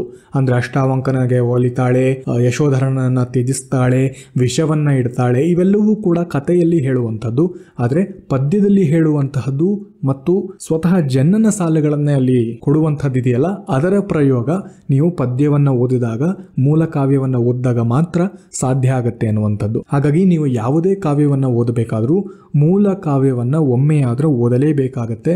ಅಲ್ಲಿ ಗುರುತು ಮಾಡಿಕೊಂಡಿರುವಂತಹ ಕೆಲವು ಪ್ರಮುಖ ಸಾಲುಗಳನ್ನ ನೀವು ಪರೀಕ್ಷೆಯಲ್ಲಿ ಪ್ರಯೋಗ ಮಾಡಬೇಕಾಗತ್ತೆ. ಹಾಗಾಗಿ ನನ್ನ ಇಡೀ ಅಧ್ಯಯನವನ್ನ ನಾನು ಕಾವ್ಯಗಳ ಪದ್ಯಗಳನ್ನ ಗುರುತಿಸುವ ಮೂಲಕ, ಅದನ್ನ ಹೇಳುವ ಮೂಲಕ, ವಿಶೇಷವಾಗಿ ಅಲ್ಲಿನ ಕೆಲವು ಸಂದರ್ಭಗಳನ್ನು ಗುರುತಿಸುವ ಮೂಲಕ ನಾನು ಮಾಡಿದ್ದೇನೆ. ನಿಮ್ಮ ಓದಿನ ಕ್ರಮವೂ ಕೂಡ ಹೀಗೆ ಸಾಕ್ತಾ ಇರಬೇಕು. ಇನ್ನು ಎರಡನೆಯದಾಗಿ ಮತ್ತೆ ಪ್ರಶ್ನೆಗಳನ್ನು ನೆನಪಿಸ್ಕೊಳ್ಬೇಕಾಗತ್ತೆ. ಹಿಂಸೆಯ ಪರಿಕಲ್ಪನೆ ಎಲ್ಲೆಲ್ಲಾಗಿದೆ ಅಂತ ಒಂದು ಪ್ರಶ್ನೆ ಕೇಳಿದ್ರು 2019ರಲ್ಲಿ. ಬಹುಶಃ ಆ ಪ್ರಶ್ನೆಯನ್ನು ನೆನೆಸ್ಕೊಳ್ಳಿ. ಎಲ್ಲೆಲ್ಲಾಗಿತ್ತು ಹಿಂಸೆ ಅಂತ ಈಗ ನಿಮಗೆ ಕ್ಲಾರಿಟಿ ಸಿಗ್ತಾ ಇರುತ್ತೆ. ಎನ್ ನಂಬರ್ ಆಫ್ ಡೈಮೆನ್ಷನ್ ಸಿಗುತ್ತೆ. ಮುಂಚೆ ಯಾವುದೋ ಒಂದೇ ಒಂದು ಸಂಕಲ್ಪ ಹಿಂಸೆ ಅಂತ ಅನಿಸ್ತಿತ್ತು, ಆದರೆ ಈಗ ನಿಮಗೆ ಕಂಪ್ಲೀಟ್ ಆಗಿ ಅರ್ಥ ಆಗಿದೆ ಅಂತ ಅನ್ಕೊಳ್ತೇನೆ. ಮಾರಿದತ್ತನಿಂದ ಪ್ರಾರಂಭ ಆಗುತ್ತೆ ಆ ಹಿಂಸೆ. ಅದು ಅಷ್ಟಾವಂಕ ಅಮೃತಮತಿಯ ಮೇಲೆ ಪ್ರಯೋಗ ಮಾಡುವಂಥದ್ದು ಕೂಡ ಒಂದು ರೀತಿ ಹಿಂಸೆ. ಅಮೃತಮತಿ ತನ್ನ ಗಂಡ ಮತ್ತು ಅತ್ತೆಯ ಮೇಲೆ ನಡೆಸುವಂಥದ್ದು ಒಂದು ಹಿಂಸೆ. ಯಶೋಧರ ಮತ್ತು ಚಂದ್ರಮತಿ ಸೇರಿ ಆ ಸಂಕಲ್ಪ ಹಿಂಸೆಯಿಂದ ಕೋಳಿಯನ್ನು ಸಾಯಿಸುವಂಥದ್ದು ಕೂಡ ಒಂದು ರೀತಿಯ ಹಿಂಸೆ. ಇದಾದ ನಂತರ ಅನೇಕ ಜನ್ಮಾಂತರಗಳಲ್ಲಿ ಇವರು ಅನೇಕ ಹಿಂಸೆಗಳನ್ನ ಪಡ್ತಾ ಹೋಗಿದ್ದಾರೆ. ಹಂತ ಹಂತವಾಗಿ ವಿಚಿತ್ರವಾದಂತಹ ವೇದನೆಗಳಿಗೆ ಒಳಪಟ್ಟಿರುವಂಥದ್ದು. ಇವೆಲ್ಲವೂ ಕೂಡ ಅಲ್ಲಲ್ಲಿ ಬರ್ತಾ ಇರಬೇಕು. ಈಗ ನಿಮಗೆ ಸಂಪೂರ್ಣವಾಗಿ ಹಿಂಸೆ ಎಷ್ಟು ಡೈಮೆನ್ಷನ್ ಅಲ್ಲಿ ಕಾಣಿಸುತ್ತೆ ಅನ್ನೋಂತ ನಿಮಗೆ ಕ್ಲಾರಿಟಿ ಸಿಕ್ಕಿದೆ. ಹಾಗೆ ಅಮೃತಮತಿಯ ಸಂಕೀರ್ಣ ಪಾತ್ರದ ಒಟ್ಟು ಹೂರಣವನ್ನ ನೀವು ಗಮನಿಸಿದ್ದೀಯಾ? ಹೇಗೆಲ್ಲ ಆಕೆಯ ಮನಸ್ಸು ಚೇಂಜ್ ಆಗ್ತಾ ಹೋಗಿದೆ. ಕೆಲವರಿಗೆ ನಾನು ಹೇಳಿದಾಗೆ ಕೆಲವರಿಗೆ ಅದು ಸರಿ ಅನಿಸಬಹುದು, ಕೆಲವರಿಗೆ ತಪ್ಪು ಅನಿಸಬಹುದು. ಕುವೆಂಪುರವರು ಇದಕ್ಕೆ ವಿರುದ್ಧವಾಗಿ ಇದ್ರು. ಇಲ್ಲ, ಅಮೃತಮತಿ ಮಾಡಿದ್ದು ತಪ್ಪು. ಆಕೆ ಮದುವೆಯಾಗಿದ್ದಾಳೆ, ಯಶೋಧರನನ್ನ ಮದುವೆಯಾಗಿದ್ದಾಳೆ, ಜೊತೆಗೆ ಸಂಸಾರ ಮಾಡಬೇಕಾಗಿತ್ತು. ಅಲ್ಲಿ ಆಕೆ ಪ್ರೂವ್ ಮಾಡಬೇಕಾಗಿತ್ತು. ಅಷ್ಟಾವಂಕನ ಜೊತೆ ಹೋಗಿರೋದ್ರಿಂದ ಬಹುಶಃ ಆಕೆ ಜಾರಿ ಆಗಿರಬಹುದು, ಆಕೆ ಚಾರಿತ್ರ್ಯಹೀನಳು ಆಗಬಿಡಬಹುದಾದಂತಹ ಸಾಧ್ಯತೆಗಳಿದೆ ಅನ್ನುವಂಥ ಒಂದು ರೀತಿಯ ವಿಮರ್ಶೆಯನ್ನ ಕೊಟ್ಟರು. ಅವರು ಓಲ್ಡ್ ಸ್ಕೂಲ್ ಮೆಥಡಾಲಜಿಯಲ್ಲಿ ಹೇಳಿದಂಥದ್ದು. ನ್ಯೂ ಸ್ಕೂಲ್ನಲ್ಲಿ ಸ್ವಲ್ಪ ಪ್ರಗತಿಪರ ಚಿಂತನೆ ಇದ್ದಂಥವರು ಕೆಲವರು ಅದನ್ನ ಬದಲಿ ಹೇಳ್ತಾರೆ. ವಿಶೇಷವಾಗಿ ಗಿರಡ್ಡಿ ಗೋವಿಂದರಾಜರು ಕೂಡ ಹೇಳ್ತಾರೆ, ಇಲ್ಲ, ಅಮೃತಮತಿ ಮಾಡಿದ್ದು ಸರಿ. ಯಾಕಂದ್ರೆ ಯಶೋಧರನ ಜೊತೆ ಇದ್ದಂತಹ ಸಂಬಂಧ ಏನಿದೆ ಅದು ಆಕೆಗೆ ಒಪ್ಪಿಗೆಯ ಒಂದು ಸಂಬಂಧ ಆಗಿರ್ಲಿಲ್ಲ. ಬಹುಶಃ ಯಾರದ್ದೋ ಒಂದು ಪ್ರೆಷರ್ಗೋಸ್ಕರ ಜೊತೆಗಿದ್ದಳು. ಆದ್ರೆ ನಿಜವಾಗಿಯೂ ಒಲಿದಂಥದ್ದು ಅಷ್ಟಾವಂಕನಿಗೆ ಮನಸ್ಸನ್ನ ಕೊಡ್ತಾಳೆ ಆಕೆ. ಯಾರಿಗೆ ಮನಸ್ಸನ್ನ ಕೊಡ್ತೀನೋ ಅವನೇ ಅಲ್ಟಿಮೇಟ್ ಅಂತ ಸ್ವತಃ ಅಮೃತಮತಿಯ ಬಾಯಿನಲ್ಲಿಯೇ ಜನ್ನ ಹೇಳಿಸ್ತಾನೆ. ಬಹುಶಃ ಅದೇ ಅಲ್ಟಿಮೇಟ್ ಪ್ರೇಮ ಅಥವಾ ಅದೇ ಒಂದು ಪ್ಯೂರೆಸ್ಟ್ ಫಾರ್ಮ್ ಆಫ್ ಅಫೆಕ್ಷನ್ ಇರಬಹುದು ಅನ್ನುವಂಥದ್ದನ್ನ ಗಿರಡ್ಡಿ ಗೋವಿಂದರಾಜರು ಹೇಳ್ತಾರೆ. ಆಗ ಅವ್ರು ಹೇಳ್ತಾರೆ, ಅಮೃತಮತಿಯ ಈ ಹಿನ್ನೆಲೆಯಲ್ಲಿ ನಾವು ಡಿಸ್ಕಷನ್ ಮಾಡಬೇಕೇ ಹೊರತು ಆಕೆಯ ಚಾರಿತ್ರ್ಯವನ್ನ ಹಿಡ್ಕೊಂಡು ಜಡ್ಜ್ ಮಾಡುವಂಥದ್ದು ಸರಿಯಲ್ಲ. ಆಕೆ ಸಮಯಕ್ಕೆ ಆ ಸಂದರ್ಭಕ್ಕೆ ತಕ್ಕ ಹಾಗೆ ಸರಿಯಾಗಿ ನಡೆದುಕೊಂಡಿದ್ದಾಳೆ. ಎಲ್ಲಿಯೂ ಕೂಡ ಆಕೆ ಚಾರಿತ್ರ್ಯಹೀನಳು ಅಂತ ಅನಿಸಿಲ್ಲ ಅಂತ ಹೇಳಿ ಈ ಒಂದು ವರ್ಗ ಮಾತನ್ನ ಹೇಳ್ತವೆ. But when we are talking about exam point of view, ಈ ಚರ್ಚೆಗಳನ್ನೆಲ್ಲ ತಂದು ಹೇಳೋದಲ್ಲ ಅಥವಾ ನಿಮ್ಮದೇ ವೈಯಕ್ತಿಕ ಅಭಿಪ್ರಾಯವನ್ನ ಹೇಳೋದಲ್ಲ.